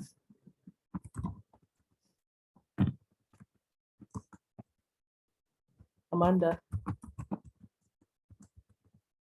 Okay, I think I can kind of, from the definitions that have been coming up, I think I can now see like the differences between the functional unit and business unit. Go ahead. Can I go ahead? Okay. The functional unit has to, from the definition of synergy, yes, synergy is like working together, like you said, harmony. So a functional unit, they have to like come together, like the example you used for sales and marketing. Every decision they make, they have to make it together. While business units, they can make decisions independently. A business unit can can say, okay, this is what they want to do today, without even considering like the other units in the company or organization. But a functional units, now they have to like make decisions together. I think that's what the difference is. Thank you so much. Thank you. That's correct. People, you want to say something? Yes, ma'am. Both the functional strategy and business unit strategy, I think they have what is it called? They have appropriation. Yeah. A company that have multiple products usually make use of business units. Like when we are talking about a company like Toyota, like they have different strategic business units. So they are the one doing Pontiac, they are the one doing all these Vibe, they are Toyota Corolla, Toyota Camry. They are strategic business units on their own. So if a company is dealing with a single product, I think functional structure is more appropriate than business unit, and business unit is more costly to develop than functional unit. So they usually choose the organizing structure based on the product that the company is producing. Okay. I will agree with you a bit, but Hakeem, you want to say something? Yes, ma'am. Functional units comprises of personnel with different expertise. A functional unit will have a back-end designer, a DevOps engineer, a front-end engineer, and even a marketer and a sales, so that they'll be able to communicate with each other, share ideas, research of what the market wants exactly. While a business unit is bureaucratic, and modern organizations don't usually regard them, especially when they need speed, like in startup culture. So business units have for example, a HR, an IT department on their own. They usually work in isolation. That after IT is done with their work, for example, they'll move it to the next department for them to start marketing and stuff like that. So if there's no error, they don't have to get back to the IT and back and forth like that, which is usually slow for a company or a product that requires speed. Yeah, thank you so much. That's very correct. So I will agree with you, but I will say that the strategy a company will use will be dependent on their business model. Like Hakeem just highlighted, in a startup space where speed is prioritized, you are not going to have a business unit in a startup space. But yes, in typical old existing companies like Toyota, like you mentioned, and really old structured companies, they may have been doing business units where something goes from assembly points to dispatch, and everybody's working independent on their own. But in a startup space, they are definitely going to be looking at it from a functional unit. So what each company and what each model each company is going to choose will be determined on the business model that they are determined to practice, or what they are prioritizing as a business. So if you see the question says, which option do you think fits the current model of Rise and why? Rise is a startup, number one. They are just trying to grow their business. So obviously, from all the definitions that everybody has given, it is clear that functional units fit them best as opposed to a business unit. So that's why in my answer, I said I chose a functional unit, and I gave my reasons. I talked about synergy. So if you're like what they define, if you have synergy, everybody's able to work together and not work independent of each other. Easy to resource load balance, things get planned and then change. The way to respond to change is to shift the work around or to move resources where they are needed most. A functional organization is perfect for this because all the discipline resources are under one roof, like we've highlighted from the definition. And it's much smoother and easier for a discipline leader to see the potential for change and ramifications of making changes. In a project with high variability, functional organization is always better. So in a project where you're not sure and things can easily change, with like if you're assembling a car, most likely everything is fixed. You know the car you want to assemble, you know the model. Those things, you're not making any new spontaneous decisions. But if you're building a startup, you need to make spontaneous decisions every single day. So it's obvious that, okay, functional unit is the best. One meeting brings together all perspective. In any project of scale, the biggest challenge will be to ensure all voices are heard, and in making products, those voices means engineering, product design, quality, localization, operations, and more. In a functional organizations, you don't need to have every general manager either represent those voices or else bring 3 or 4 people to every meeting. Instead, on one table, all the job functions for a business can be represented. That means everybody can speak. You are in a team of 10, the 10 people can speak. It's not just going to be your manager coming to bear your hat like you have in a business setup where you have head of departments, and the head of departments are the one that now represents the department in top organizational meetings. So that's what it means. Easier to be less hierarchical. English. It is much easier for managers to manage people doing work they understand and have done themselves, perhaps not literally, than to manage people doing something they have no personal experience with. It follows that you can have fewer managers and therefore less hierarchy. In a functional organization, one statistics, when I came to Windows and the 140 product unit, its overall was, no, this should not be here. This is my draft. This was not the, then I came to Windows and the one, so it's less, you have less hierarchy. Everybody's going to do their job. It's not going to be less about who's managing who or who is managing what. So any question before we go on our break? It's 12. I was trying to finish before 12. Any question before we go on break? Okay. Yeah, please, are we going to be getting a soft copy of this your doc to actually go through later on? But you guys have not been good students, so no, I came. Okay. Okay, I actually came late. This document, is it a transcript of your response in an interview, or you were given an assignment to answer, more like a take home to answer? Take home. It was a take home from an interview, and it gave me 5 days to answer. So this was my response. Okay, thank you. Can you hear that question? Michael, are you there? Sorry, excuse me. Okay, go ahead. I'm sorry, you sent me a WhatsApp. I was unable to join. I can't hear you, please. I said you sent me WhatsApp link to the group platform, but I was unable to join. Why? I don't know. It kept on saying join. You sent it to the group, to the Zoom chat.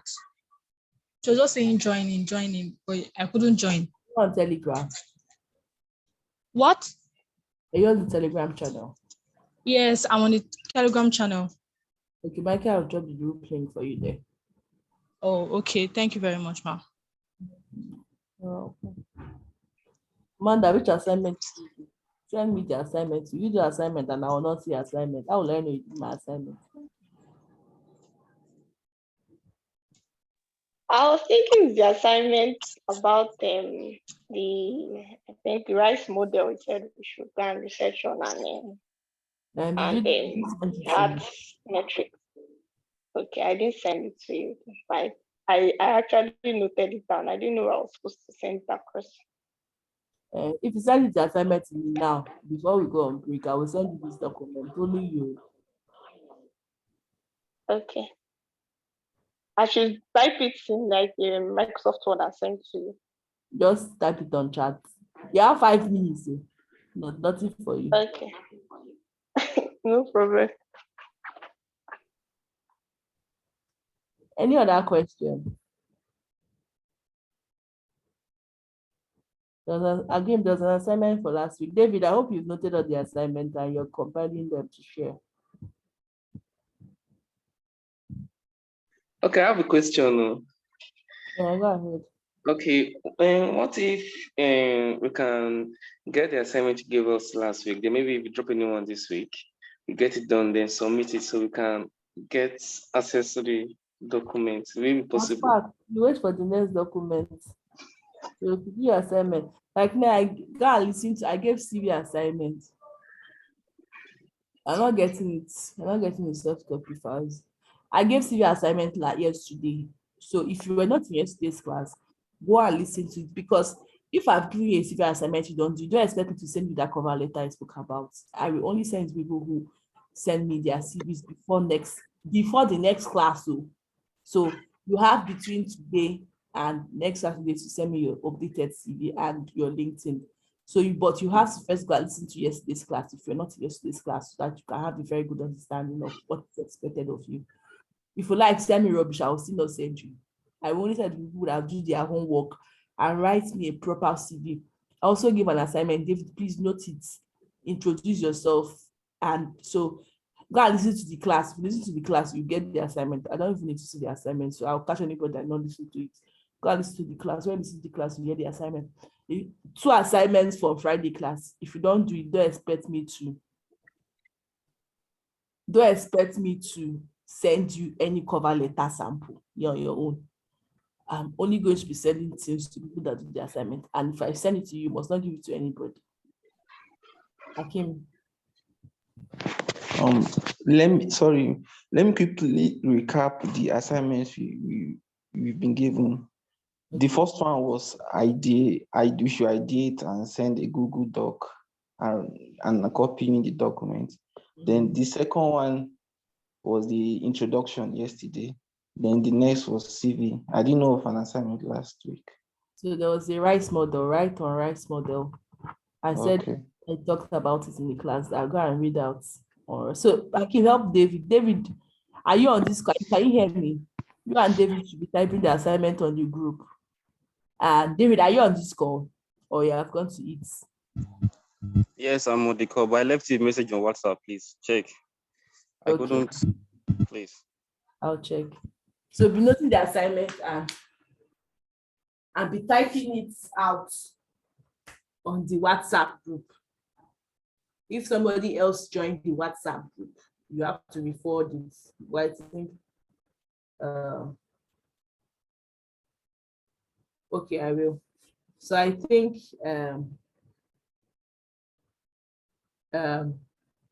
but at this point, Michael, are you there?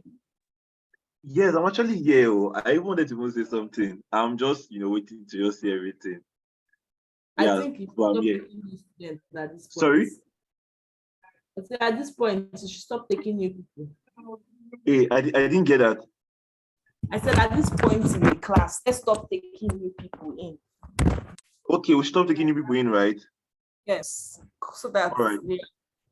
We've already gone very far. So I don't know how, except we've covered the number of things, so they might struggle, right? Yes, they might struggle, except they are ready to listen to the recording. So if you assess them and they are serious, you can still add them. But okay. And even most of some of them, before adding them, I have to even ask them some questions. Exactly. So if they are serious, you can add them. But if not, yeah. So I try to know if they're committed, so they don't just join and start dragging us back, and at the end of the day, they won't still be here. Because we've had cases like that. Sorry about this at the background. Yeah. So, yes. But again, I wanted to even probably suggest if we can just have someone that could just assist David. I don't know. I didn't really want to Hakeem. It will be David and Hakeem. Who okay, David and Hakeem. Okay, great. Okay, good then. Then Hakeem just assist David. Yeah, they also want to know that I want to just solicit for some of them. If Hakeem or David can just compare all of the assignment that that we've submitted so far, or that we have since started the training. For those that are just joining. I know you guys should go and look at the recordings. You guys get the assignment, but for more clarification, for those that might not probably understand, so they can just still drop the assignment if they've been able to compare the ones we've done so far. I don't know if that's okay. Yeah, that's okay. So we can go on break now. This is 12. Yes. So we can come back at 12:40. All right. Thank you so much. All right, guys. So let's go for a break. Don't be late. Back by. Sorry. When all of you now, 29 to 30 people. Then Michael, please add this person to the WhatsApp group. She has dropped her number into chat, please. All of you on this call, don't be late. 12:40 is 12:40. Thank you. Yeah, sorry, Jessica, please, can you come again with person I with was saying WhatsApp?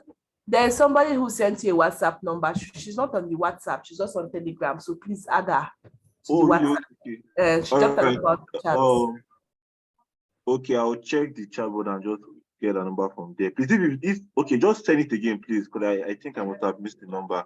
If that person is there, just drop a message now. I hope she has not. Adiola, send your number again, please. That way, we'll come back again and still address it. But if you are here, please just drop a message and let me copy your number and add it to the group chat.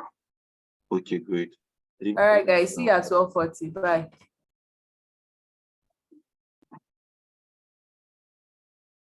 All right, guys. See you at 12:40. Okay. Though there's no any WhatsApp group, there's no new WhatsApp group. I mean, this person has not joined the one we are in already, so you guys shouldn't be scared. All right. So Adiola, I would message you now, and we get it. We join the group. Okay. Bye, guys. Class. So who remembers when we talked about design sprint and what we said it was?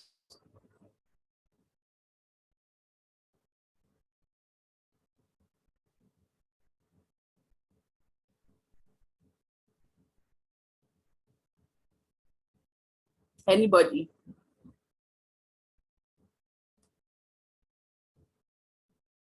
What do you say, ma? We talked about design sprints in this class. So who remembers when we talked about it? And what we discussed about design sprints? Or who knows what a design sprint is? Anybody?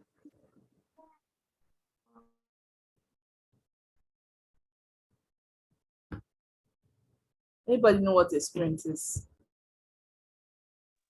Design strength. Yes. I know about a sprint, but I don't know about design sprint. Yeah, you can try. Okay, so a sprint is usually run in Jira, and it's always, okay, it could be 2 weeks or 1 week, but there are specific tasks that should be developed or completed within that time frame given for the sprint. Awesome. Any other person wants to give it a try?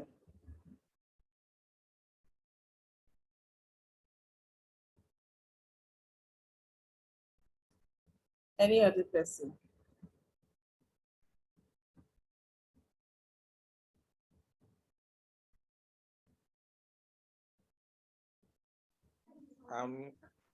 Maybe I should try, but just from the terms like design sprint, maybe I'm just guessing though, but I'm not sure. Well, let me just try. Is the ability to design a particular object in a way that surpass the maybe other brand also. Okay, that's nice. I like that. That's close. Samuel said design sprints are intense 5-day processes where user-centered teams tackle design problems, working with expert insights. Teams ideate, prototype, and test solution on selected users. Yep, that's good. As I said, it's carried out mostly by Scrum Masters or product managers. That's also correct. in Kruka is design sprint. Sprint is spelled SPRINT. SPRINT.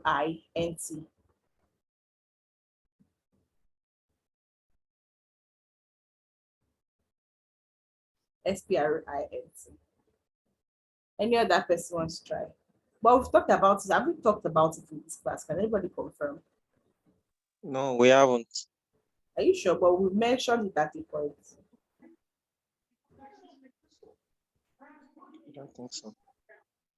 I don't think so. I don't remember a So I don't remember design sprint. Okay. Okay. Okay. Okay, guys. Give me a minute.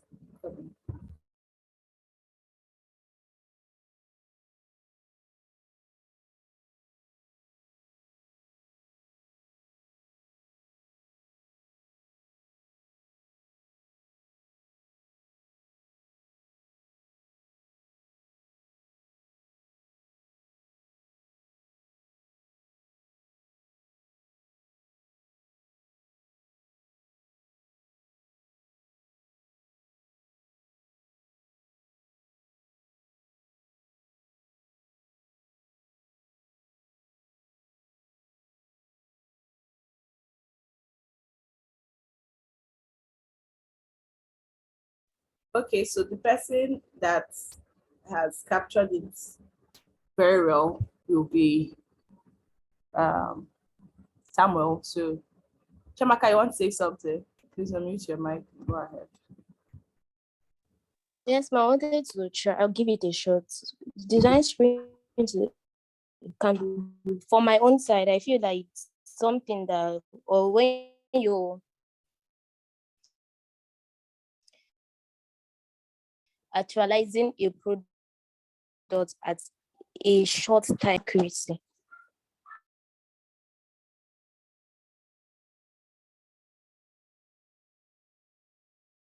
Chamaka, you said organizing a what? When you doing a design frame or your product, or when you want to bring your product to a short period of time.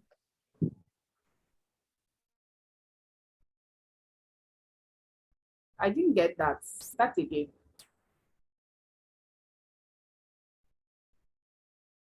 Can you hear me? Yes, I can hear you. I said design sprint, from what I feel it is, can be when you're working on a product or a design of a product, you're working on it at a short time and with great speed and accuracy. Oh, okay, okay, awesome, okay, awesome. So everybody is correct in one way or the other. Everybody is correct in their definition. Like what Chamaka said about working on it at a short time. So design sprints are actually time constrained processes. So it's not something that goes on forever and ever. They have a specific time that they start and a specific time where they should end. So they are time constrained processes. So design sprint is a time constrained process that uses design thinking with the aim of reducing risk when bringing a new product, service, or a feature to the market. I'll go over that again. A design sprint is a time-constrained process that uses design thinking with the aim of reducing the risk when bringing a new product, service, or a feature to the market. So that's my definition of a design sprint. So they are time constrained. That's number one. Number two, they are used to, there is an application of design thinking. So my next question, the next question I expect from people will be, what is design thinking? What is design thinking? So design thinking is the ability to design a product in such a way that it solves your user's problem. So you have a group of users and you're trying to solve problems for them, just like we highlighted earlier in the class about the card. that's the process that was highlighted in that document could be considered a design thinking process. When through design thinking, you are able to solve a particular problem. Have you ever wondered how they determine where to place some buttons on the phone, or how to log into, or how Gmail decided that the Gmail platform should look? It was through a design thinking process. Somebody came up and said, okay, I think that we should place this button here. I think that we should place that button here. And I think we should place that button here. So that's what the design thinking process is. Is the way you having a brainstorming session, thinking about your users, and then making decisions on how you want your product to be designed to suit the specific users that you're actually trying to build the product for. So it's a time constrained process that uses design thinking with the aim of reducing risk when bringing a new product, service, or feature into the market. Any question? Any question?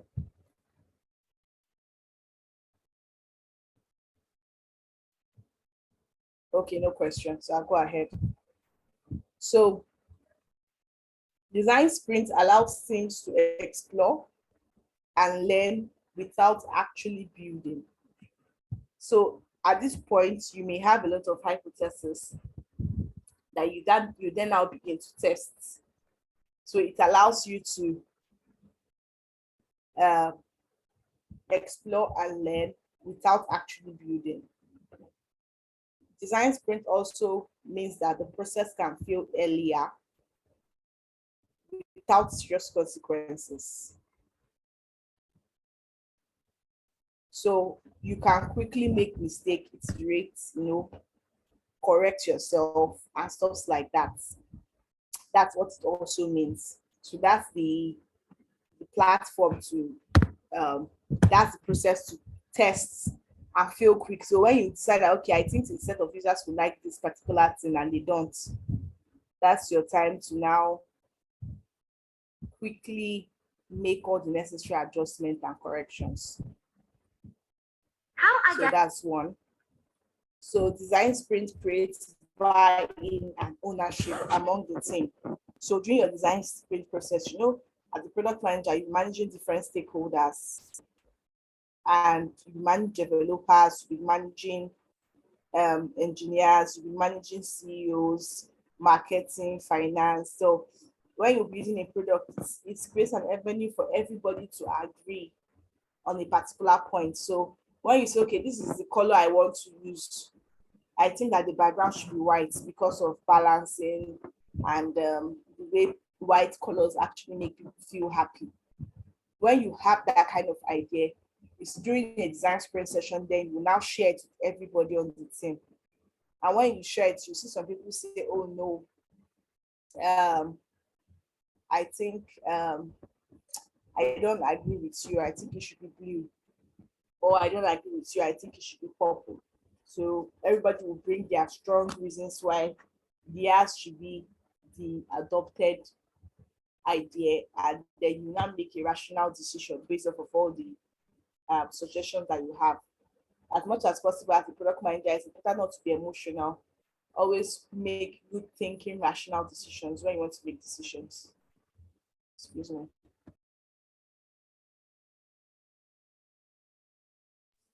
So design sprint has phases. Excuse me.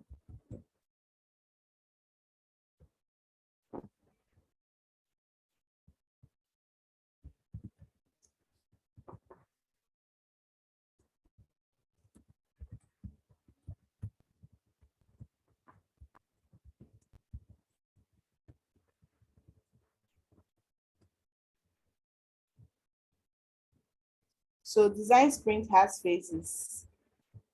Can you guys still hear me? Please confirm. Yes, we can hear you. Okay. Yes, ma'am. Yes, we can hear you. Can I just quickly come in, Jessica? All right. All right, thank you. Yeah, so I want to drop the attendance. I hope that's fine if they can just quickly fill the attendance. This Yes. is 122. Okay, all right. All right, so I just dropped it now. You all should just check the chat button, fill the attendance. I don't want it to be that once we are about to end the class, we will not start saying we didn't get the attendance. So I'll drop it again now. So please kindly fill the attendance. All right, thank you. But I'll drop it again in the next 2 minutes for those that might still have one excuse or the other. All right, so I think that you can carry on, Jessica. I think they can still listen to you while you fill the attendance. All right. Okay, so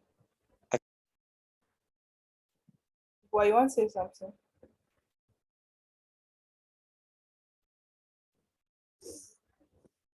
Okay, guys. Sorry, you guys can't see the attendance. Why not? Can't see the attendance. You can't Yes, see we the can't. attendance.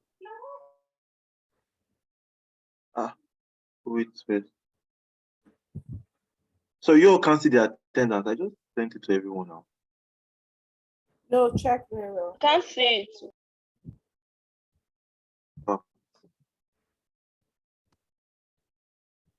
Please check it. What about now?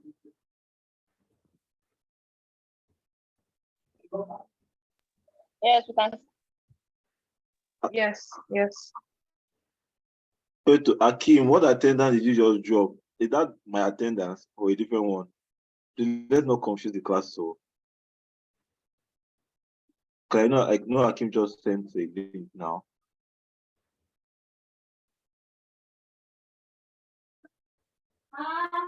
Please, you guys should just fill the attendance that I sent to you guys. I'm sorry about this noise. All right, so I think they can also see the attendance now. Yeah, thank you, Jessica.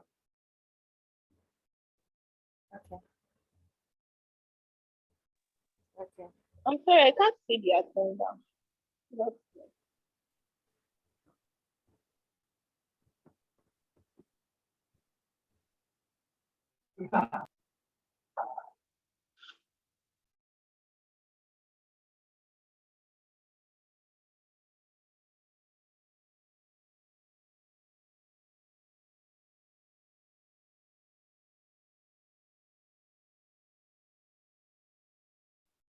Are we good? Can we all see the attendance now?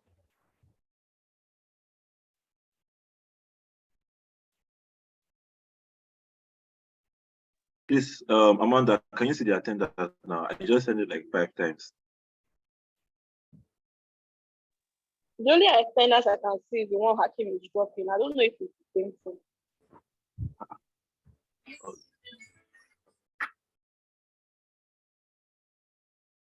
Please, anyone else? I don't understand this issue right now.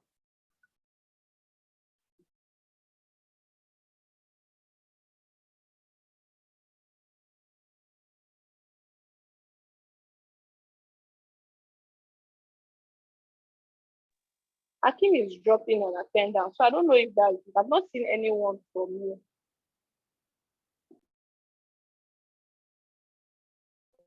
Okay, so Yeah, I copied his own and resent. It's the same thing. Okay, thank you.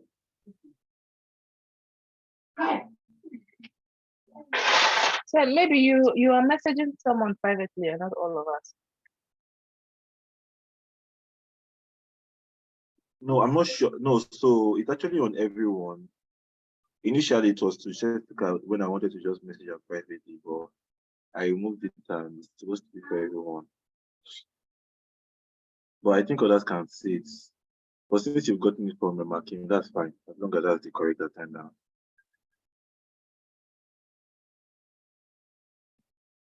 So I think we're all good now. All right, so I will take it that we're all good there. Jessica, thank you.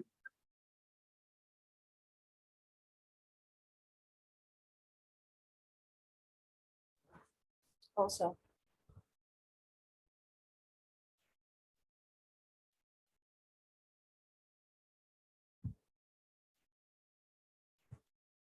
Okay.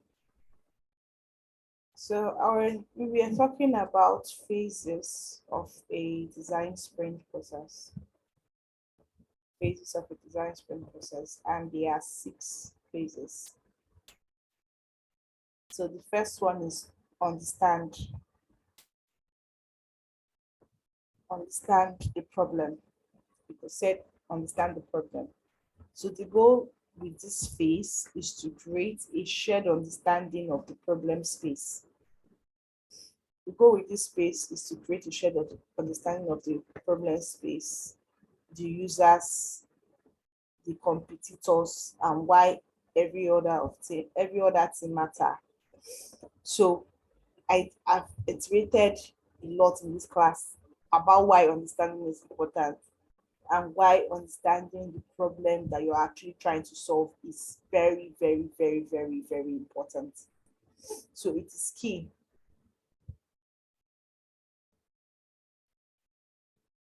Alex, what are you saying about 8-week attendance? Yeah, we've not done 8 weeks. Are you sure you guys have the correct attendance? Please.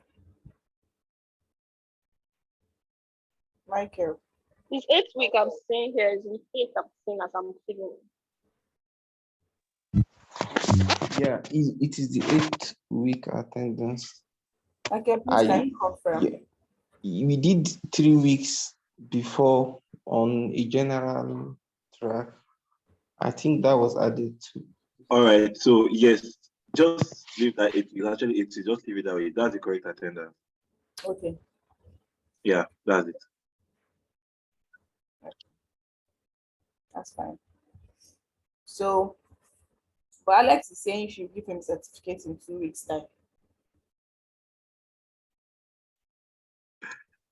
No, no, Alex, no. That can happen in 2 weeks. In 2 weeks' time, you guys are not done now.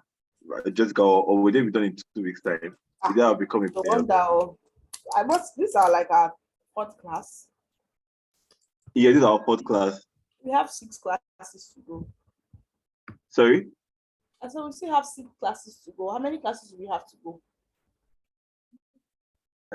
So I think we still have like, if not like 4 more weeks. Okay, 4 more weeks.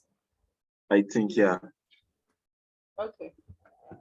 Yes, but so what I'm saying that because that we will still have another break again by next week for the election. So some of those things again are even affecting the whole thing. But let's just see how it goes. How many of us participated in the last election? Can you raise your hand?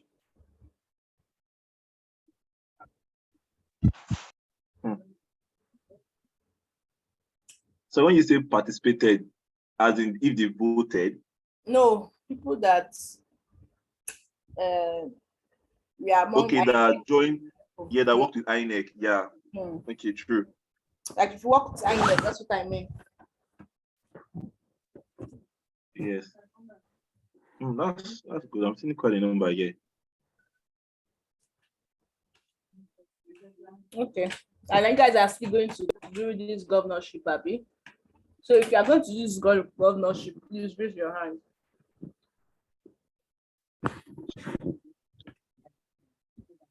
So you can drop your hands if you are not among this set of people.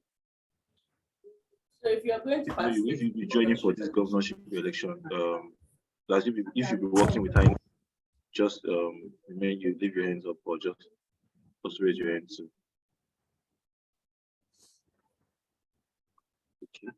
Okay, that's 10 people. I'm sure there are still some other people. Okay, it's okay then. That's quite a number. You can drop your hands.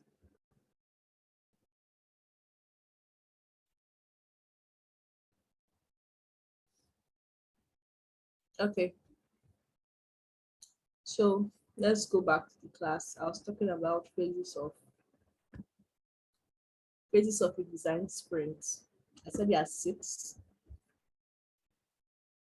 phases, and the first one starts with understanding the problem. So when you've understood the problem, you have to ensure that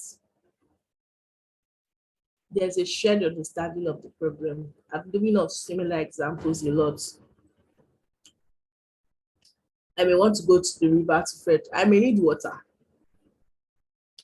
but I feel like the reason I don't have water is because I don't have a boat to take me to the river to fetch water. And Eka can feel that the reason I don't have water is because I'm not able to know that there's a tap just beside me that can actually get me water. While David can feel like the reason I don't have water is because I don't have enough money to go and buy sachet water or bottled water. That way, you cannot say that the three of us have a shared understanding of the problem. We know that the problem is water. We need water. But do we then agree that the reason there is no water is because there is no money to buy? Until the three of us can then now agree that the reason there's no water is because there's no money to buy. It means that we do not have a shared understanding of the problem. So when you say you have a shared understanding of the problem, it means that everybody agrees that what the problem is what the problem is. And not somebody feeling like what the problem is different from what is actually highlighted as the problem. So that's what the first phase of a design sprint is supposed to do. You have to establish for a fact that everybody has a shared understanding of what the problem is. The next phase is define. And in this phase, we start by focusing on where you want to end. That's where you want to end, your end goal. What is the end goal now from this example I have given you? We need water. The end goal is that we need water. So in this phase, which is the define phase, you start by understanding what the end goal should be. And when you've understood what the end goal should be, you then start working backwards to understand what needs to happen in order for you to get there. So the end goal is water. We need water. So what needs to happen for us to have water? There are three things we identified that could happen for us to have water. Number one, we could go to the river, get a boat and get jerrycans that can take us to the river to get water. Number two, we could use the tap that's just beside us to get water. Number three, we could use the money we have to buy water. So, but what is the end goal? Water. So we've identified three solutions to getting us water: buy, fetch, or use the tap. Buy, fetch from the river, or fetch from the tap. Those are the three solutions that we've actually identified. The next phase is sketch. That's the third phase. The sketch phase is where a lot of brainstorming and design processes actually take place. So at this sketch phase, we then now begin to explore the different solutions during this phase. So we begin to explore now, okay, what does it take us to get to the river to fetch water? How far is the river? Do we have a car that can take us there? Do we have to walk there? If we don't have a car and we have to walk there, how many kilometers distance to walk? If we get to the river eventually and we fetch the water, how difficult is it going to be to carry the water in the jerrycan from the river back to our location? So we begin to now explore each of the solutions and deep dive into what it takes to bring a particular solution to life. So if we say we want to fetch from the tap, is the tap accessible to everybody? Is the water coming from the tap a clean and treated water, and is it conducive for drinking? Do we need to take permission from a group of people to access the tap? Is the tap locked? Is the tap difficult to open? How far is the tap from where we want to use the water?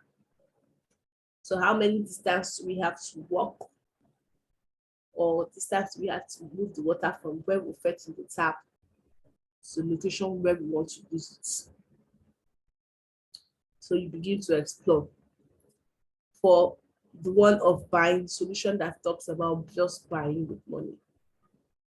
Okay, what brand of water are we going to buy? How much does it cost? Is it drinkable? Is it clean? Can the brand be trusted? Are they who they say they are?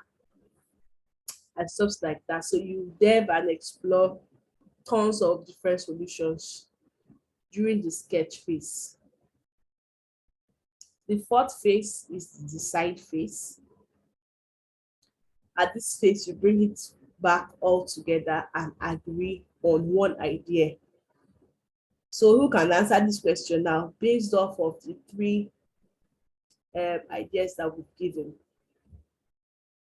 Which of the solution will you say we should implement? Anybody?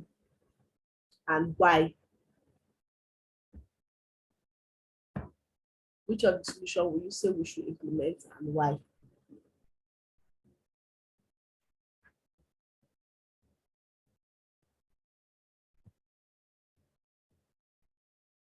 I need answers, guys.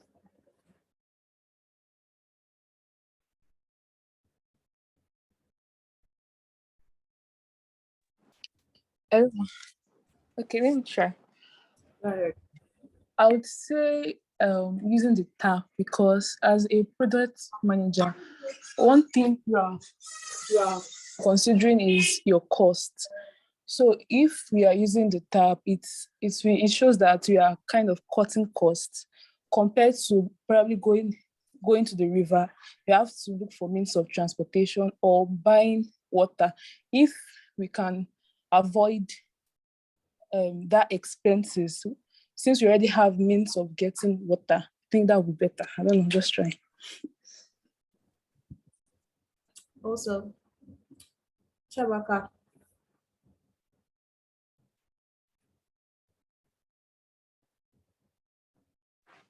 I wanted to say the tap as well, that the tap is more like a suitable means of achieving our end goal. The end goal is still to get water. So the tap is more like fixing it and achieving your end goal altogether. So what if there's queue on the tap and I need to add up this project? I need to get this water. What if what, man? There's queue on at tap, and the tap runs really slow. Like, have you guys seen some taps that run really, really slow? That I can take 1 hour for one bucket of water to get full, and I need to get this water in the next 15 minutes. I think then we have to evaluate the cost and the effort, even the time that's the thing, that all the three alternatives will cost. So then we can now decide the list of the least expensive of it. So at least we are looking for effective and efficiency. So the one that is more efficient and effective is one that we are going to choose among them. And I think that is still the tap. So, based off of the example, which one are you picking? Based off of your analysis of cost, impact, reach, and efficiency, which one will you pick? I will go for the tap, but if as you now said, maybe when there is queue, so I have to measure the distance from where I am to the to the river. So to know, actually, if I went to the river, like how long will it take me to? Well, if that one is now better than the tap, so maybe I will rather go for the. I would rather go went for the rivers one. So at least that one we just require a little effort if the distance is short. I hope you get me, ma. Yes, I do. Thank you. Thank you. So there's no right or wrong answer in this case. What you do determined by a lot of factors. So the people that said they will do tap, they are correct. If you also thought in your mind you will do river, you are also correct. That's why I said the reason for your decision is more important than the decision. So you decide, and when you decide, you state your reason, share it with your stakeholders, and make sure that everybody is aligned on that approach. Me, if I wanted to pick, I will pick the option of buying,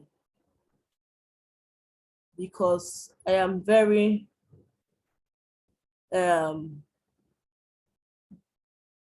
I'm very, very time conscious.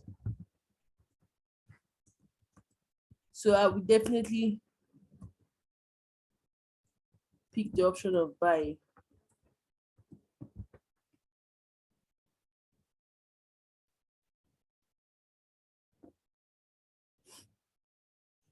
I am very, very time conscious, so I'll definitely pick the option of buying. So no right or wrong answer. Defend your answer with your reason. Understanding is more important. In product management, the process and understanding is more important than the final results. So when you decided on what you want, the fixed phase is prototyping. So whatever decision, people that chose tap, people that chose buy, you will then now sketch your solution into a prototype. You now sketch your solution into a prototype. So when you now have a prototype, everybody here knows what a prototype is now. Prototype is just like it's not a development, just like a sketchy representation of what your real product will look like. That's what a prototype is. Just like a diagram, it could be a diagram, it could be Figma, but a drawing of what your real products should look like, how your users will interact with your product. Then you validate it. How do you validate?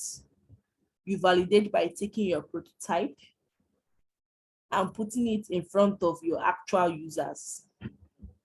So for the people that said tap, you then now present the tap option to your users to say, okay,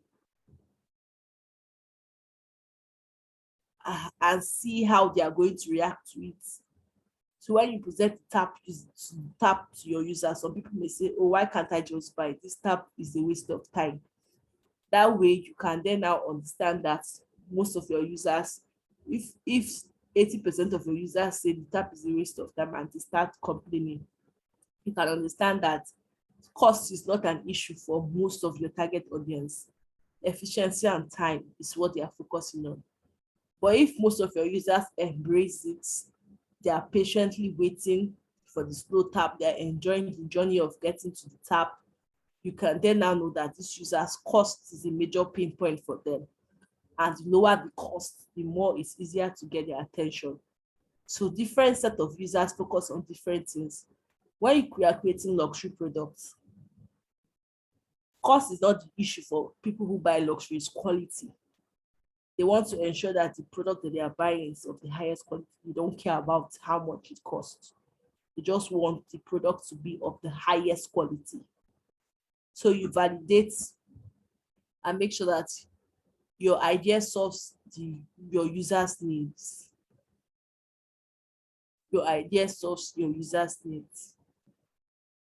So When you validate, you speak to your engineering team, the stakeholders. Like I said, it's very important to ensure that they are all aligned in whatever decision that you make. So phase 1, understand. Phase 2, define. Phase 3, sketch. Phase 4, decide. Phase 5, prototype. Phase 6, validate. Any question?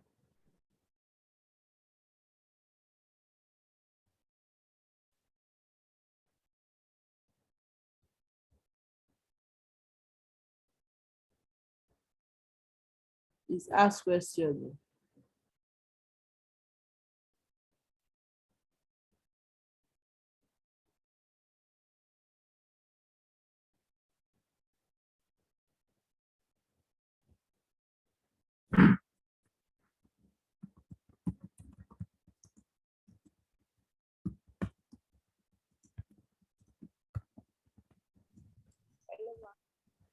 Yeah, I'm with you.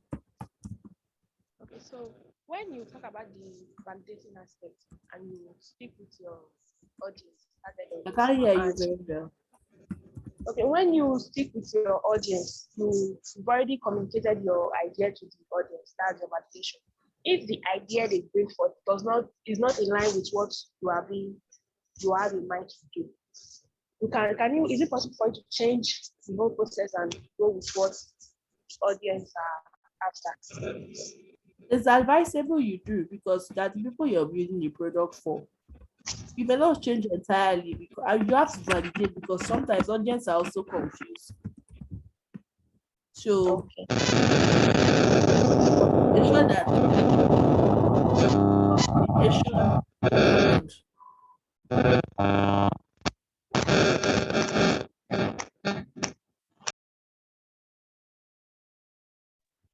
ensure that communication between the two of you and your audience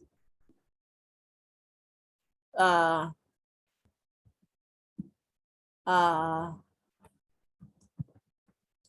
are in line with what you are talking about. So sometimes audience, they don't know what they want. They can tell you they want black. Meanwhile, in the real sense, they want gray. They can tell you they want black, but in the real sense, they want gray. But they will tell you it's black or white. You give them black, you give them white. They don't want. But if you want, if you listen carefully, you will now find out that, okay, since they are saying white or black, maybe it's gray I should give them.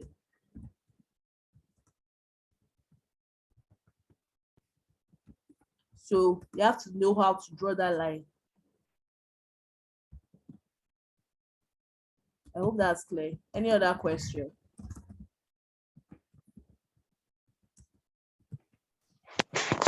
Yes. Okay, since you said it's possible that the customers will ask for something different than what they want. So is it better to actually build the feature, if it's a feature, to actually build the feature and see how they behave with the feature, how they use it, and now track any data from there to make decision whether to change or to continue with the feature? Yeah, it's very possible. That's the essence of the prototype. So you can build various prototypes if you have time, and see how each of them actually respond to each of your prototype, and base your decision based off of the response of your prototype.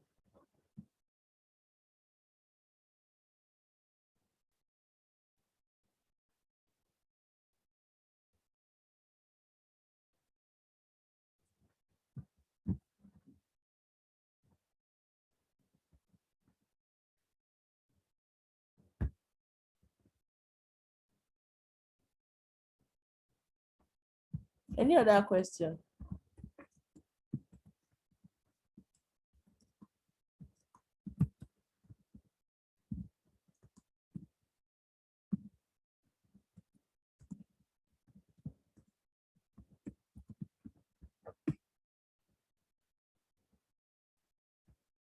So should I ask you people my question? If you fail, 500 naira.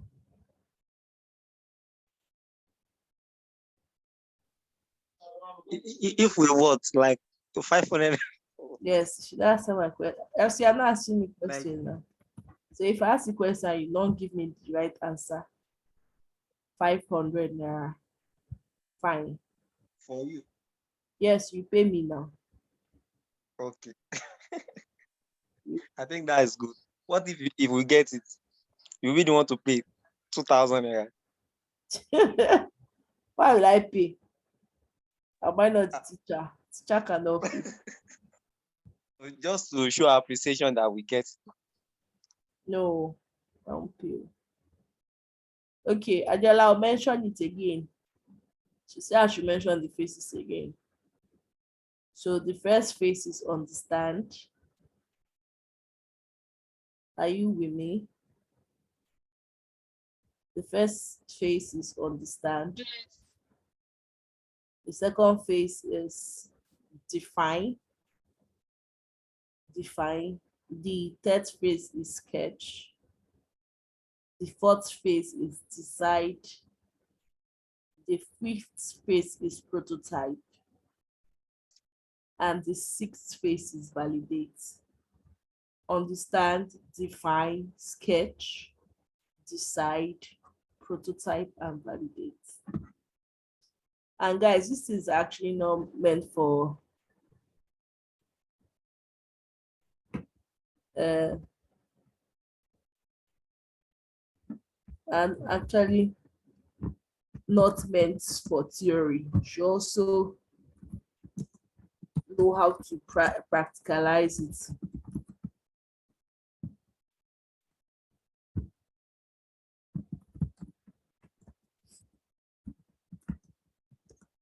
Learn how to, you have to practicalize this. You usually have to carry out this process as a product manager, managing a fiscal product.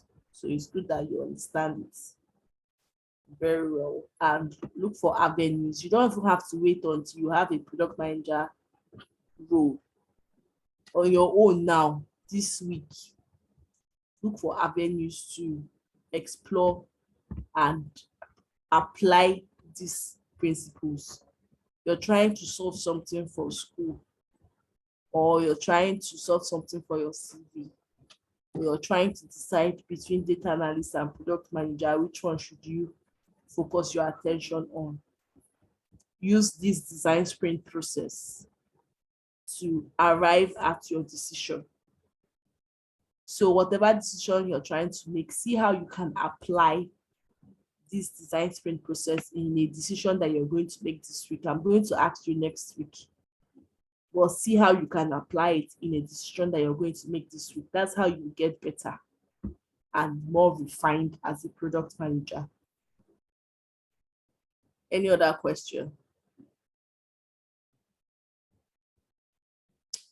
So in the absence of any question.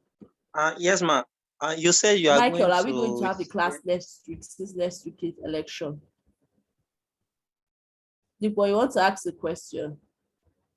No, not actually a question. You said you are going to share us a like cover letter stuff like that.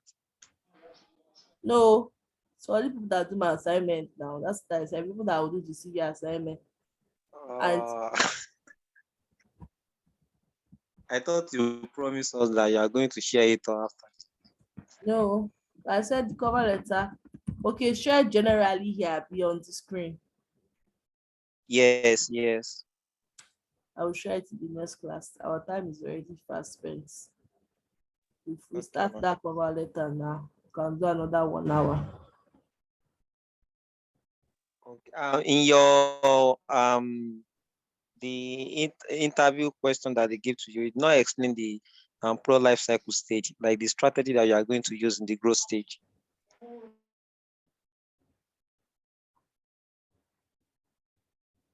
Okay, we can continue. You know, we didn't finish all the questions because we didn't get to that question. So, yes. So push it to next week to have that discussion. Okay. We can push to next week to have that discussion, but only one person sent me assignment, so I'm going to send her the documents because she's the only one that sent me the assignments. But please, it's very important that we listen to like yesterday's class. Please, guys, listen to yesterday's class. Everybody here, take it on yourself to listen to yesterday's class again as soon as you can and work on your CV so you have a CV to apply for jobs. Any other question?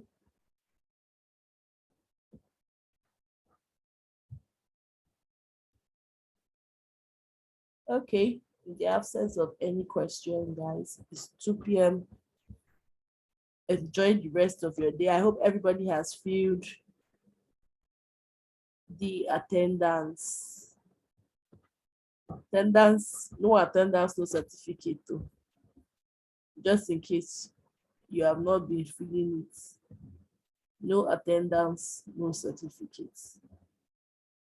Micah is not even going to flinch on that one. I'm just giving you heads up. If you don't attend this class, Micah is not going to, even if I'm begging for you. Better. So that's why you have to ensure you fill your attendance, okay? All right, guys. Enjoy the rest of your week. See you. All right, thank you so much. Thanks. Are we having class on Saturday, Michael?